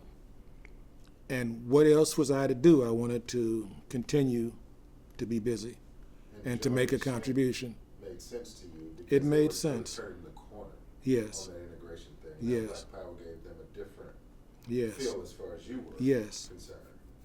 And once I went to meetings, I left LA and I went back east. I went to Atlanta. I went to New York. I went to the meetings. There were a number of people there that I was impressed with. Let me say something else. One of the people in SNCC was Ralph Featherstone. You probably heard of him. He came out to New Mexico. Was it in '68? He came out. Might have been 60. It was '67 or '68. I went down. I got arrested in New Mexico in '68 because we went down supporting Reyes Lopez Tejerina, who headed the Alianza, the movement of mostly Mexican-descended people and indigenous people struggling to take their land back from the U.S. government and white landowners that had finagled them out of their land. We went down to New Mexico to support them. And Featherstone was there. I was impressed with Featherstone. I liked his style. I liked the way he spoke. He was very down to earth. He's a brother I miss. So just to begin to see some of the people in SNCC, and that may have been before I even went to a meeting in Atlanta or even one of the meetings in New York, where I got a chance to meet the national staff and all the rest. Yes, 'cause by the time you joined, even though Foreman is the executive director, Rep Brown is the H. Rap Brown. And then I met Rap. So what did you think about him? Oh, I got nothing but love for Rap, H. Rap. And we ran together and we did a few things I can't talk about. Rap was and is one hell of a brother. And, he's got a life sentence and he's in the federal pen in Tucson. And we've been in touch. Got in touch with him. And I've written him probably 7 times. I've only got 2 letters from him, very short letters. The last one had to do with he wanted to know what day I would be available to visit, and I told him pretty much any day. I'm retired, any day. And I haven't heard back. I have a feeling that the authorities take his mail. He's really ill as well. He's not, he's got, we all, of course, we're aging, he's ill. I know he had serious problems with his eyesight, but I understood he had some surgery finally. He also had COVID. He had COVID? I didn't know about the COVID. But I'd sure love to see him. So It's 68.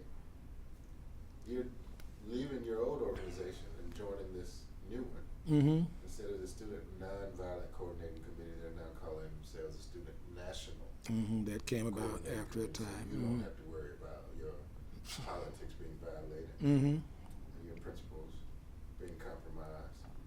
What's it like to be a member of SNCC after what many scholars think of as its heyday from 60 to 66? You joined a couple years later. What's that like?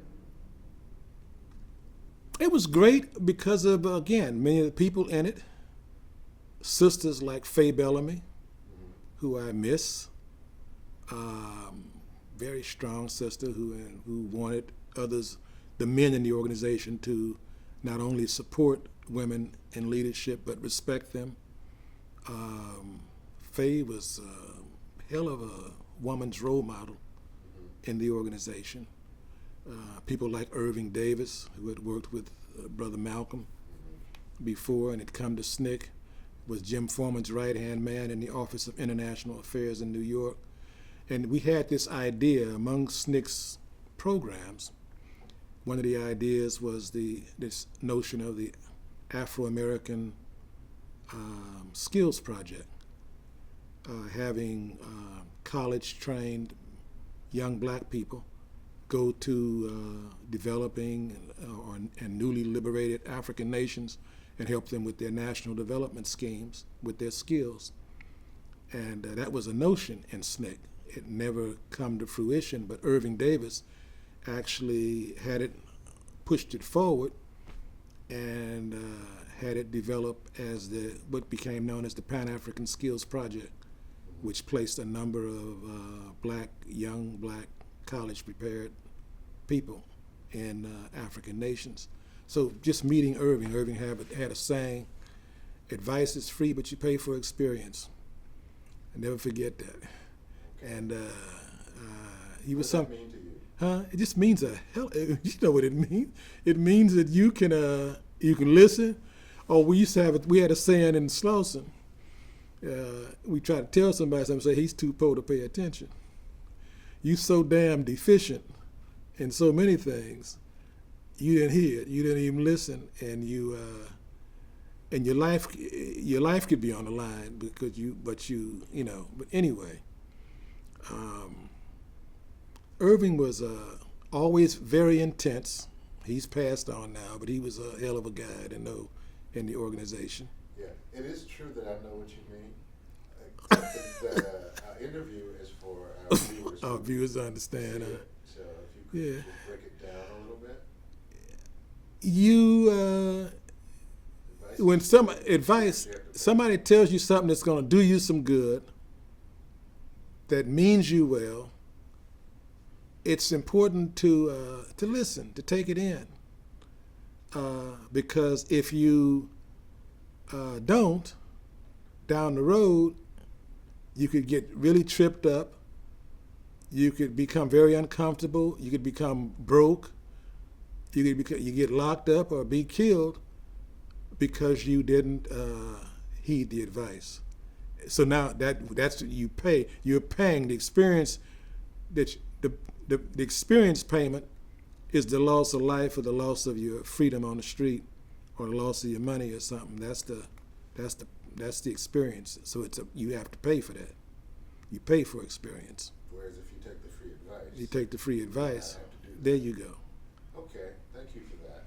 Mhm. So, many people who have heard of SNCC would associate it with the South. Bob Moses, Mm-hmm. Casey Hayden, or the 3 civil rights workers killed in Mississippi in '64. But here we have, SNCC's got an office in Los Angeles. So what's the life of a SNCC member in a big city like LA like?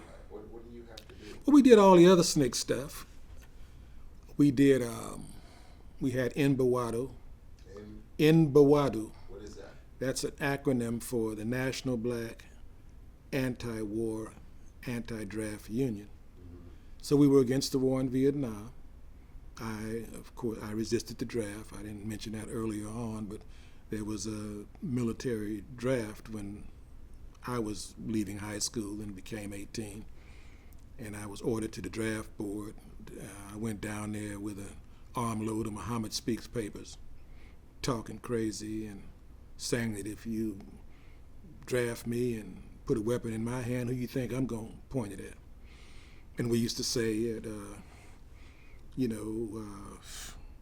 we had never heard of Vietnam, couldn't spell it, didn't know where it was, and most importantly, no Vietnamese had ever called us any names. We said, we got some people right here in this country that's called us names. All right? And then we learned, as you know, I'm sure, later on that Ho Chi Minh, who used to be, he was a merchant marine before he became leader of North Vietnam. He used to travel the seas, came from Asia, he came into New York often on ships. He went to Garvey meetings.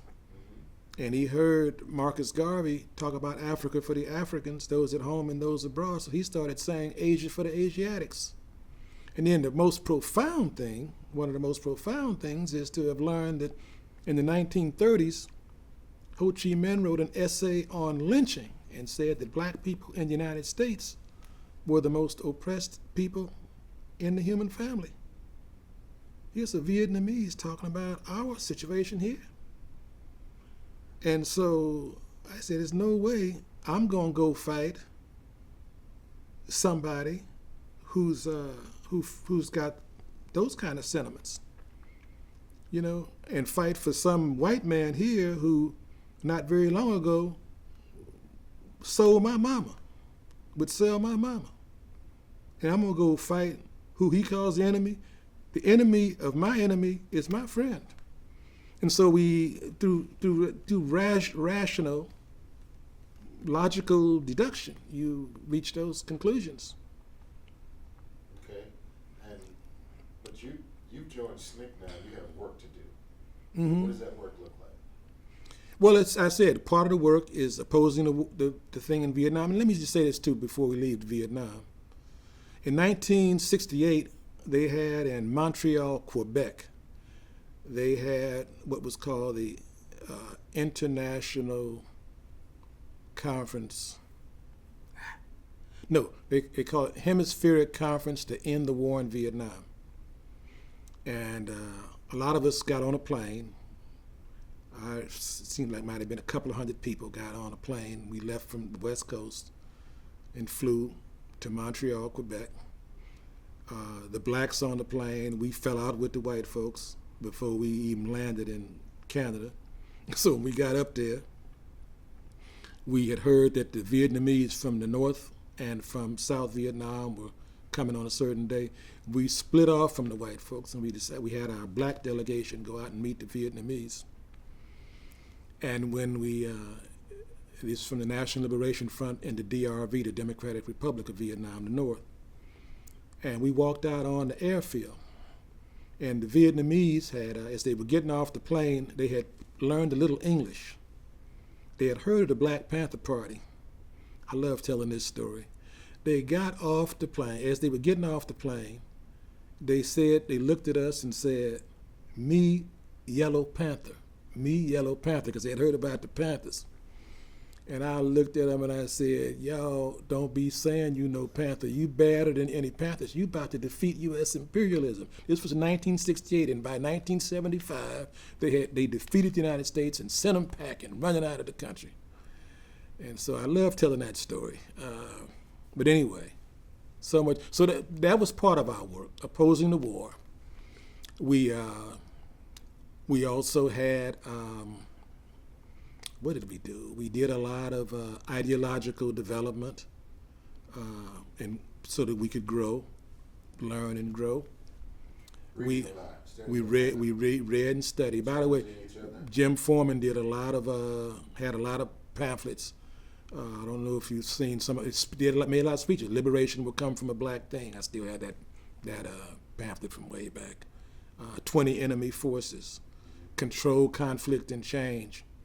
Control, Conflict, and Change was written to show there are certain things in society that keep you from developing consciousness, that keep you under control, and keep you conforming to what our enemies want us to conform to. And these are the things you must do in terms of conflict to bring about change and so on. We read books, James Boggs, who I consider probably the greatest black power theoretician that our movement has developed. He had a group called the Committee for Political Development based in Detroit. They did a thing called Education to Govern. They did another piece called, another important pamphlet, Change Yourself to Change the World. But we were trying to develop a liberation school. I'm the one that got Angela Davis, who I had met in 1967 in San Diego at a demonstration. I persuaded Angela to come to LA and help us form the chapter of SNCC in 1968, and she did. Now, not to split hairs with you, but you did remind us that the Panthers and SNCC joined forces in 68. 68, yeah, we joined forces. You're a Panther. No. You're a SNCC member. I'm still SNCC. We just, what I said, we had it wasn't a merger, it was an alliance. So we still kept our names, but we had a working alliance.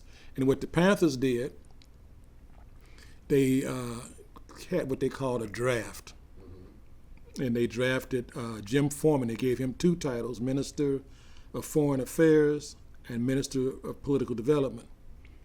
And they gave Kwame Ture or Stokely Prime Minister, I think it was, and then they gave H. Rapp Minister of Justice. And I remember, not to get into it, but some people going back saying that some people favored Rapp more than they favored Kwame Ture. It's interesting because back then in SNCC, even within SNCC, we had cliques, kind of cliques. I was very close to Jim Foreman, and I was much closer to H. Rapp than I was to Kwame Ture, to Stokely. You had other people who were in this is how we clustered in the organization. And so within the Panther Party, you had some people, I understand some Panthers even got into some physical confrontations with one another over whether why some of them wanted Rapp to be prime minister or whatever it was, and so on and so on. But anyway, so what was some of the other work we did? We had this notion of developing a liberation school. Like on a Saturday, we had two office locations in L.A. One was on Western Avenue, one was on Jefferson. And when we were on Jefferson, we were down the street from a church, and we were hoping to have a liberation school and on weekends have it meet there in the church. And when Angela came on the scene, since she was seen as the academic in the organization, we wanted her to get close to the preacher and get us some space in the church, which she never did, which disappointed me, and which is a whole nother story. But anyway, this was some of the work we did. We also had close relations with people in prison, with brothers in prison. And again, you had the Soledad situation with George Jackson and all that developing around that time. We were getting books into prisons to prisoners and so on.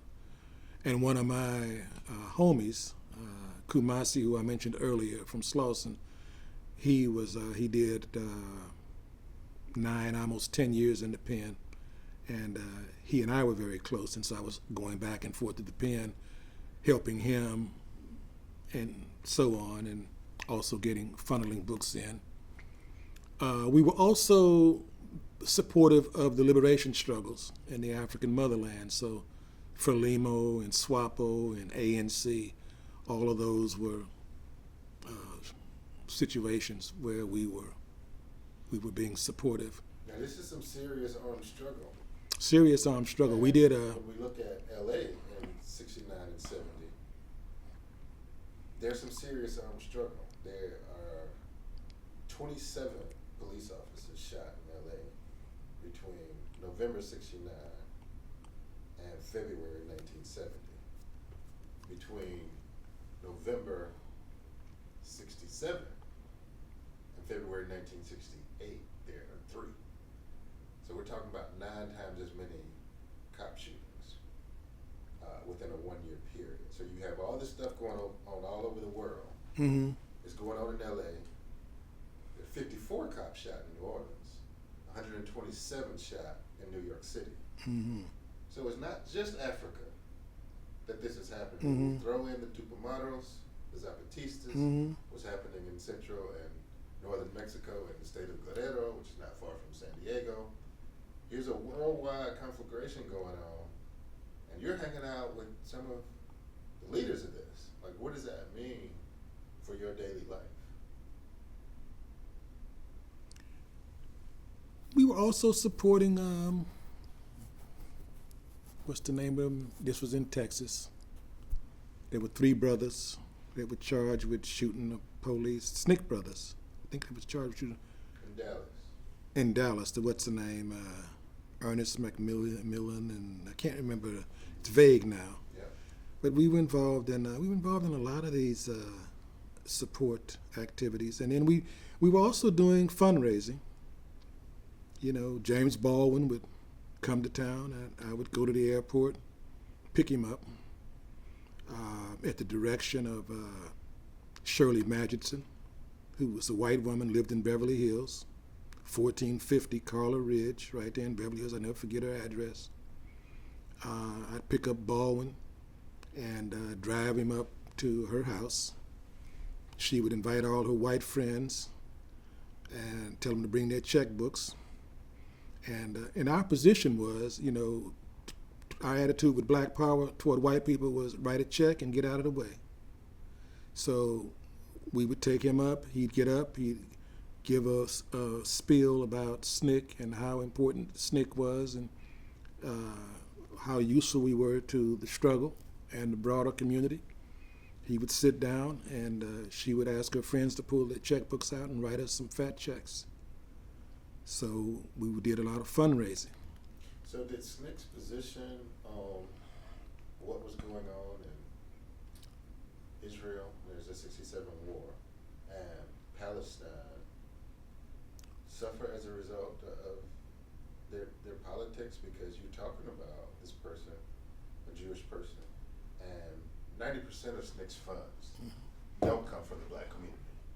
They come mostly Jews, but SNCC takes this position and their funds dry up. Is that the case? I would say that was the case. That was going on, but you still had some who were you had anti-Zionist Jews. We had Ralph Schoenman later on. I don't know if you know of Ralph Schoenman. He was Jewish. He was an anti-Zionist Jew. And for a dozen years on Pacifica Radio, I had a radio show. It was called Continent to Continent. It was on once a week, a 90-minute show. Wednesday night was the Black night. And sometimes I would talk about Israel up and down, but to do it, I'd bring Ralph Schoenman in. I'd bring in a Jew, an anti-Zionist Jew. We would clear the radio station, but physically people would clear out. Be nothing but me and Schoenman and some Palestinians that we knew up in there. That was too heavy a conversation? It was a heavy conversation, but we lay it out. They ran me out of the station. Eventually, they ran me out because anytime we criticized Israel, they would say, you're criticizing Jews. They didn't want to separate Israel's Zionism and their oppression of the Palestinians with, they couldn't separate that from just Jewish people generally. And so I left. Yeah. So, but anyway, this was the work. The work of SNCC was important. Some of that stuff with the police still went on because the police, it's interesting, when we had our office on Jefferson, they got the landlord, I think our rent was $300 a month. Yeah, I think they got the landlord, they persuaded the landlord to double the rent So the landlord come down one day and told us that he was doubling the rent. And I said, no, you can't do that, man. Where'd that come from? And he started gibbering around, and I could tell it was the police that had got him to do this. And I got into an argument with him, and one or two others in the office came up, brothers, and started arguing. Eventually the dude pulls a pistol. He got a pistol in his waistband, pulls the pistol out, and we tackle him. We take the pistol from him. One brother was peed on him, so he was in the bathroom. He had peed on himself, running out of the bathroom to get into the fray, and we all jumped this landlord, took his pistol, and ordered him out of the building. It's his building. We ordered him out the building, out of our office. And he went to the police department and told them, and they called down there, and I answered the phone. They told me they wanted the pistol. And I had to give the pistol back, but we arranged, we had attorneys all the time. We had an attorney work it out with to give the pistol back and all that. But we had all kind of issues all the time. They used to take they had a panel, not a panel truck, it was like a panel truck with some darkened windows, and they used to park across the intersection from the office. They had the camera pointed at our office door. They filmed us. Like this surveillance goes on now with cameras everywhere. They had a camera set up right outside our office. I mean, we went through it. We went through a lot of stuff. We had a couple of times we got raided. Took us to jail. One time he took 7 brothers to jail. I still got a telegram from Reyes Lopez Tejerina where he sent a telegram from where he was in New Mexico to Tom Redden, who was the LA police chief at the time, telling him to cease to release the 7 Snake brothers that had been arrested, to stop harassing our organization, and so on, and let him know that this is Reyes Lopez Tejerina. So part of it, we were doing a lot of black-brown unity then. I met Cesar Chavez back then. I let him know that we ran into each other at the airport, both going out of LAX, and I ran up and hugged him and told him how we had supported the grape strike and blah-de-blah. But anyways, so a lot of black-brown unity was going on. In fact, I know David Sanchez and Carlos Montes, who started up the Brown Berets based on the Panther model, and we were very supportive of the Brown Berets and what they were trying to do at the time and so on. So this was a lot of our activity. So in '65, King comes to town during the uprising in August of that year and tries to get you and your friends to settle down, and you tell King where he can go. That's right. But now you're in SNCC, and it's '68, and they've just killed King. What's it like in LA after April 4th, 1968? Does everybody just chill out and say a prayer? What's the response? Well, first of all, I have to tell you, when King was killed, I was not in the city. I was on the highway. I was taking a sister, helping her drive her car from LA to New York. She was to actually serve as the administrative office person for Jim Foreman. She had agreed to do that, and so we had reached St. Louis, which was her home, and that's when the news came over the radio that King had been killed. I have to say to you, what was beautiful to me was as we drove from St. Louis on to New York, from the highway, we drove a lot at night, and you could see the flames in all these cities from the highway, because over 100 cities, black people went off. 127. Okay, you got the numbers, okay. But yeah, and that was amazing to see all that. When I got to New York and we linked up with Foreman, we went to, one of the things that happened was there was a rally in Central Park that had been organized by New York State officials, and the governor then was Rockefeller, who got up on the podium and started saying how much praise he had for Martin Luther King and how much he had loved him. And Jim Foreman, I was with Foreman. Foreman took his cane and rapped it on one of the tables and told him to shut up, that he was lying, that he had no love for King. And we agreed. We were echoing what Jim Foreman was saying, and New York police were moving in on us. And just as they were moving in on us, a line of white men led by Abe Weisberg. Abe Weisberg was close to SNCC. He headed a group called White Americans to Support Black Liberation. And he wedged himself, him and his men, between the New York police and us. And I was never so happy to see a white man in a white group as that day. But they saved the day for us. I also went with Jim Foreman to Atlanta, and we were just a few steps back from King's casket, headed toward the funeral home. And so I went there to King's funeral with Jim Foreman. Back in L.A., there were people trying to make sure nothing happened here in L.A. as far as any kind of uprising. But I wasn't here for much of that. But there was some negative stuff. There were some people really were cooperating with the police here to prevent black people from rising up. I don't want to get into all of that. Okay. But I'm sure you know about it because you've done the research. Okay.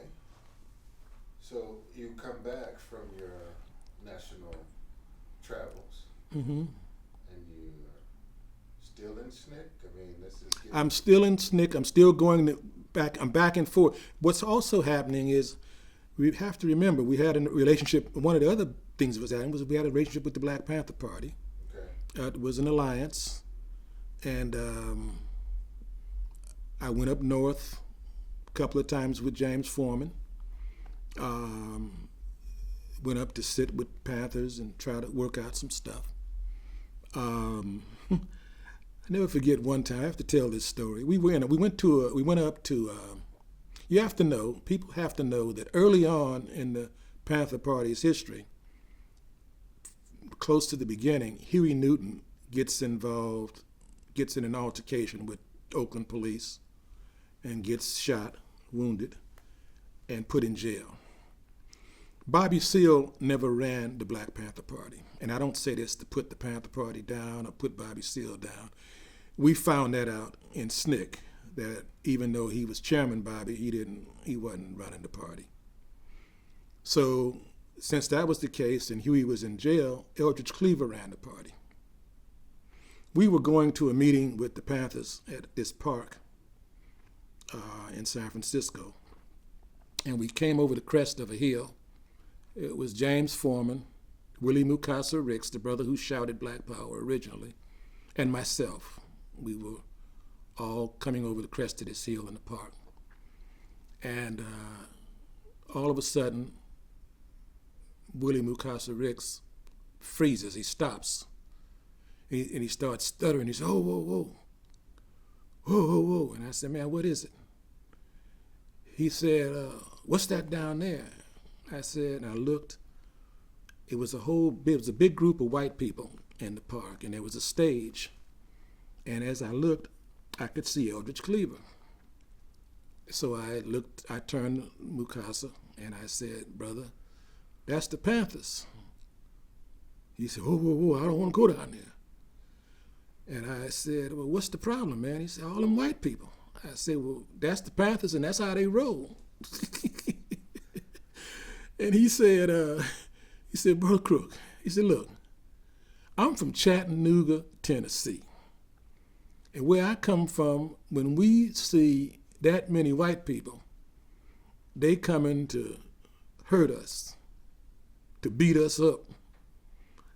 And I said, "Well, that's the Panthers, man. And we going to meet with them, so let's go on down there." And so he stopped stuttering and he started moving again. And so we went on down, and sure enough, that was them. And it's interesting, I'm telling this story because what I'm also saying is that when people talk about Black Power, right away for a lot of people, they jump up and say the Black Panther Party, but I'm not putting the party down, but that wasn't no black power, all them white people. Because I may have said, and I've said this all the time, that we said with black power, it is the job of white people to write a check and get out of the way. We were tired of white people coming into the black community organizing our people. We said, go organize white people, especially them people who put on sheets at night. Go talk to them. Go persuade them. And so I love telling the story I just told because that was Willie Mukasa's experience from the South, seeing a lot of white people like that. But here you got it being replicated here in the North, up here in San Francisco. And part of what I want to say too is that with Eldridge Cleaver running the party, if you know Cleaver's history, if you read Soul on Ice and his other one, what's the other book? It was Soul on Fire. But in Soul on Ice, he talks about, what did he go to prison for? Rape. Raping white women. He used to practice raping sisters, raping our women, black women. And he had a fascination with white people. When he was on the run, I remember all the stories in Algeria and Cuba. He had people bringing in white women. So when he runs the Panther Party, he's got all these white people around. I was telling a story earlier. Brother told me when Black Power was put out there that Eldridge was running the Panther Party, and that's when they began to push this idea, power to the people. They promoted it big time. A lot of people still say that. Power to the people, according to a good brother, is a put down of black power. Doesn't mean that brown people, red people, yellow people shouldn't have power. But it was a put down of black power. And I had never thought about it like that. But it came right on the heels. This power to the people came right on the heels of black power. And when you look at the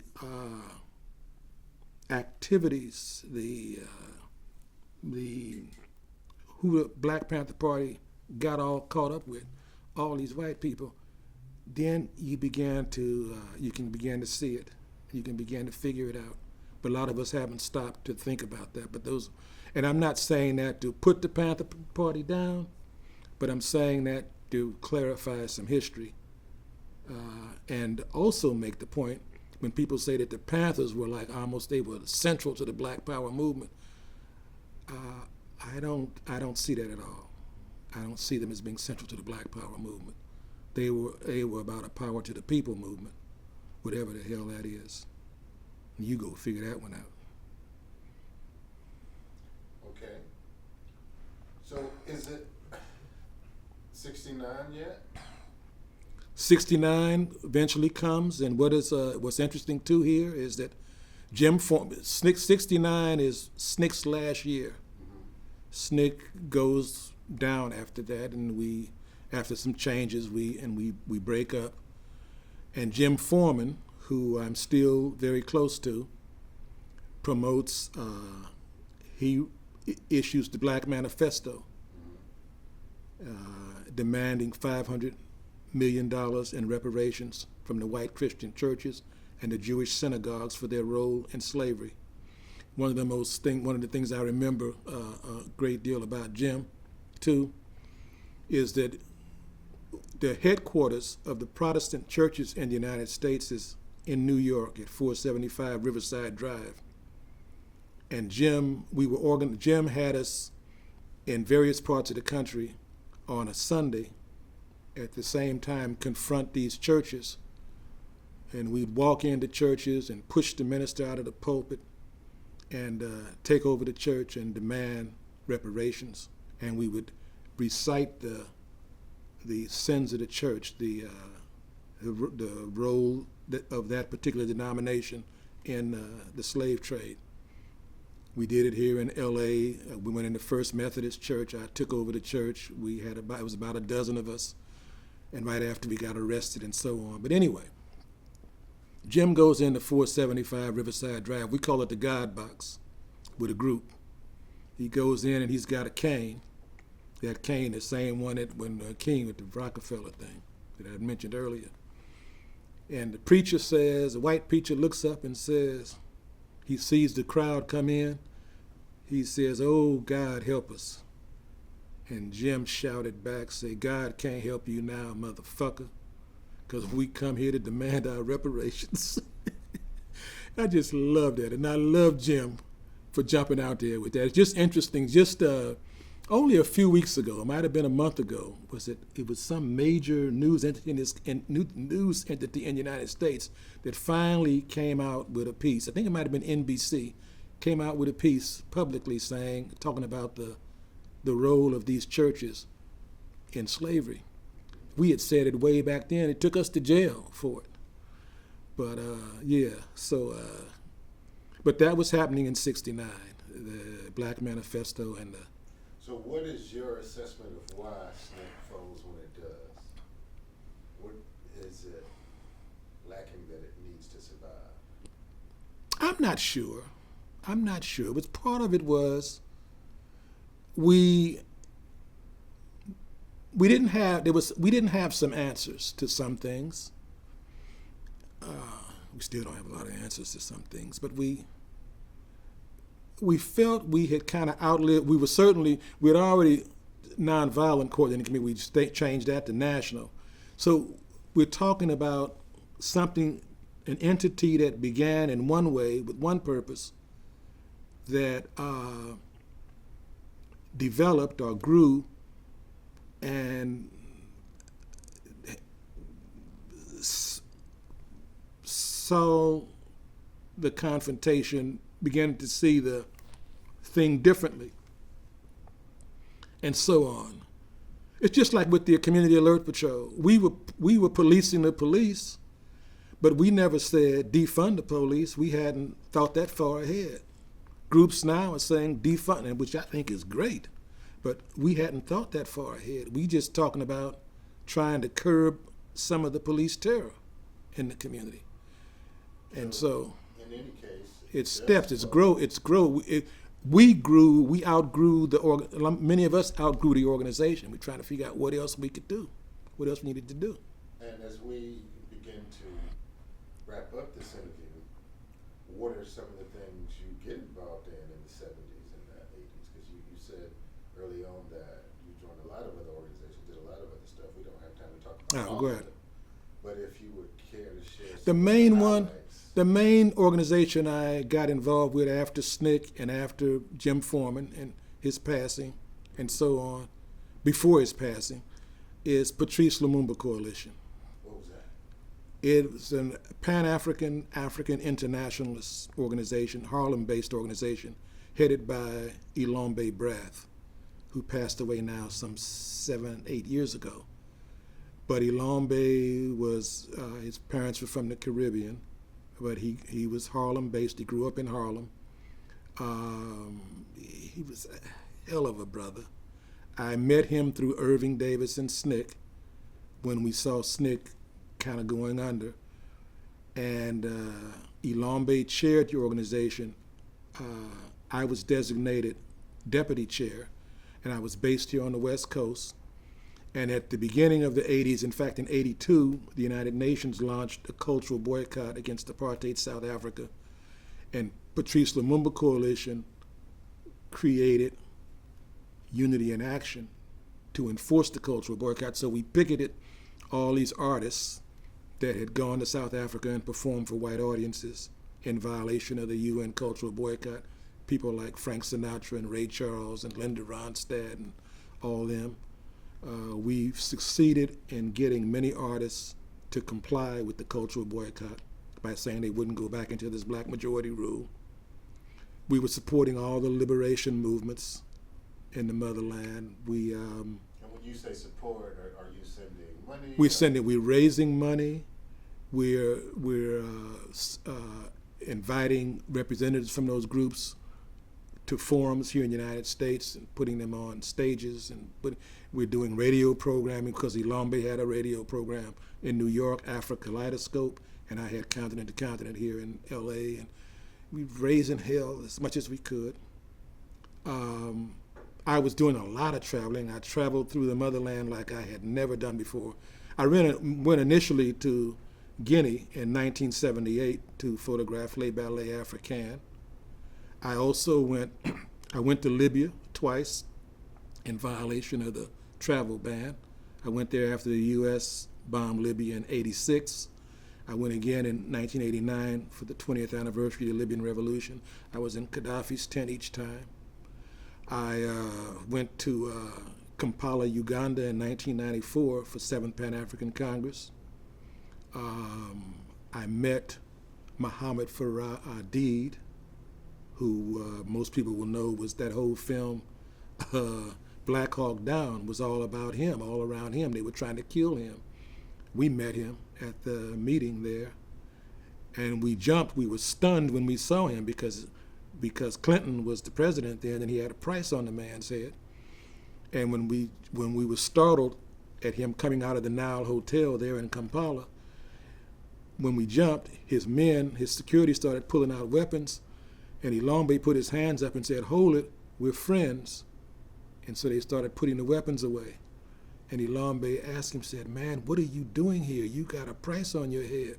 He said, "Oh, I had to come." And Ilambe said, "But why?" And he said, "I want to tell all the African nations that are here to put down their flags, and we run up one flag and we become one nation." And Ilambe said, "Man, we got to meet with you. We want to talk with you." He said, "Well, let's do it tomorrow." And we interviewed him, and we put it on the radio here in LA and also in New York. The FBI went berserk. They went off. I went to my last trip to the, also at that meeting in Kampala, Betty Shabazz was there. It was so many people. I'm also a professional photographer, so I got photographs of all of them there. Kwame Ture was there. Anyway, my last trip to the motherland was in 2002. I went to Zimbabwe. We were invited by President Mugabe. We arrived the day they were arresting white landowners because the Mugabe's government made it clear that these whites that had taken black people's land could only keep one farm. Some of them had a dozen farms. And on that particular day, the day we arrived, they were arresting white landowners. I'd never seen white men put in chain handcuffs by black troops and black police. It blew my mind. I loved it so much. But this was Mugabe. And we sat later and met with him, and we laughed and talked about all that. So these are some of the things that I've done. My other thing that is my area of specialization happens to be this incredibly beautiful yet hidden history that Mexican and black people have, that most members of both communities know absolutely nothing about. Don't know that Afro-Mexicans were the central military figures in Mexico's defeat of Spain, because it was not only Father Hidalgo, but later General Jose Morelos, and then, of course, Vicente Ramon Guerrero. They made it clear that the struggle against Spain was not only to liberate Mexico from Spain, but to end slavery. And so black people, Afro-Mexicans, ran to the front lines. They used to call the Spanish called the Mexican army Ejército Moreno, or the dark army, because the complexion of so many of the Mexican fighters was dark. Mexico's first flag was a black flag. That's what they would put a black rag on a pole and fought the Spanish. And we don't know that. And during the 1800s, before Mexico's independence in independence struggle began in 1821, thousands of our people in the United States who were enslaved ran south through Texas, and Mexican people took us in, gave us jobs, defended us, and so on. We don't know that history. We don't know that after we celebrate Cinco de Mayo in this country, May 5th, 1862, but we don't know that some months after the defeat of those French, and we don't know that the French that were defeated were supporters of the Confederacy. They supported slavery. okay? And they came back months later, took control of Mexico, and held control until 1867. It was the end of the Civil War in 1865. Most people have never heard of the USCT. That was the United States Colored Troops. There were 3,000 black soldiers that fought on the Union side during the Civil War that at the end of the Civil War in 1865 went through Texas into Mexico and helped the Mexicans finally defeat and run the French out by 1867. We don't know this history, and it's so important that we learn it, and there's so many other details that I know there's not time to get into now. Very fascinating experience you've had in this life, though. We just want to wrap things up by just asking you about your thoughts on this current situation that we're facing, but especially young people. You seem to have had no problem dealing with your fear and moving on and prosecuting this movement that you were part of. But we've had the George Floyd moment, the Mike Brown moment, and all of that. So what would you say to young people by way of advice in terms of how they can deal with the challenges they're facing, not just with the police issue, but with housing, with education, with the fiscal crisis we're all experiencing? I would say to them that the struggle is still quite serious. The United States is the greatest threat to humankind on the planet. Right now, it dominates the world. It has even militarized space. It has platforms in space. They can fire a missile from out in space and hit my truck out here on this parking lot.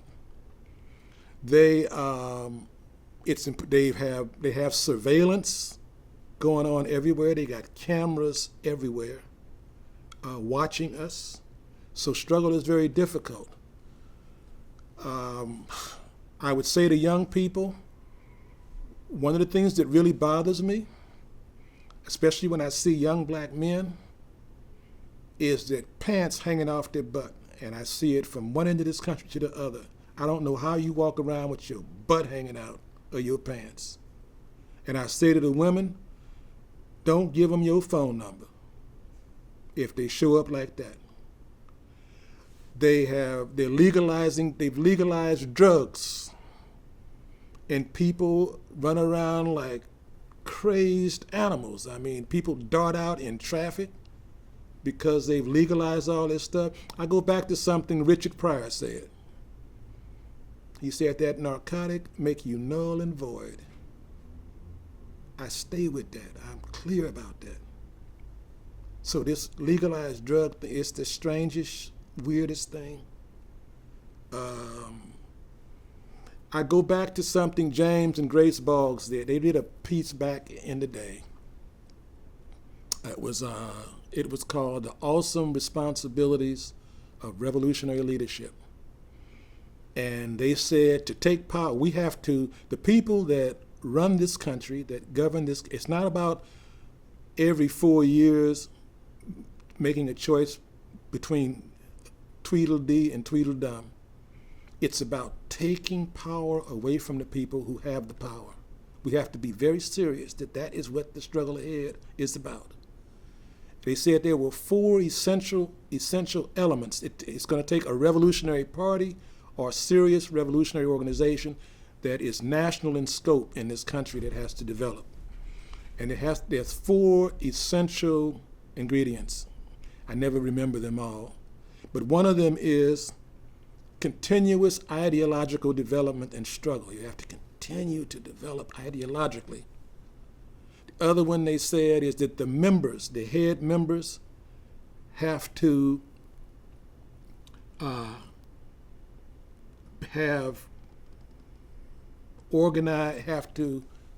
every day has to be organized.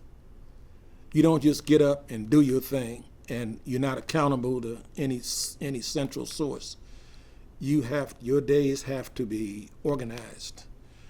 They also said you have to be, and I'm just kind of applying some of my own terminology here. You have to be ruthlessly self-critical and critical. Before I can criticize you, I have to criticize myself. I have to admit my own shortcomings before I criticize you.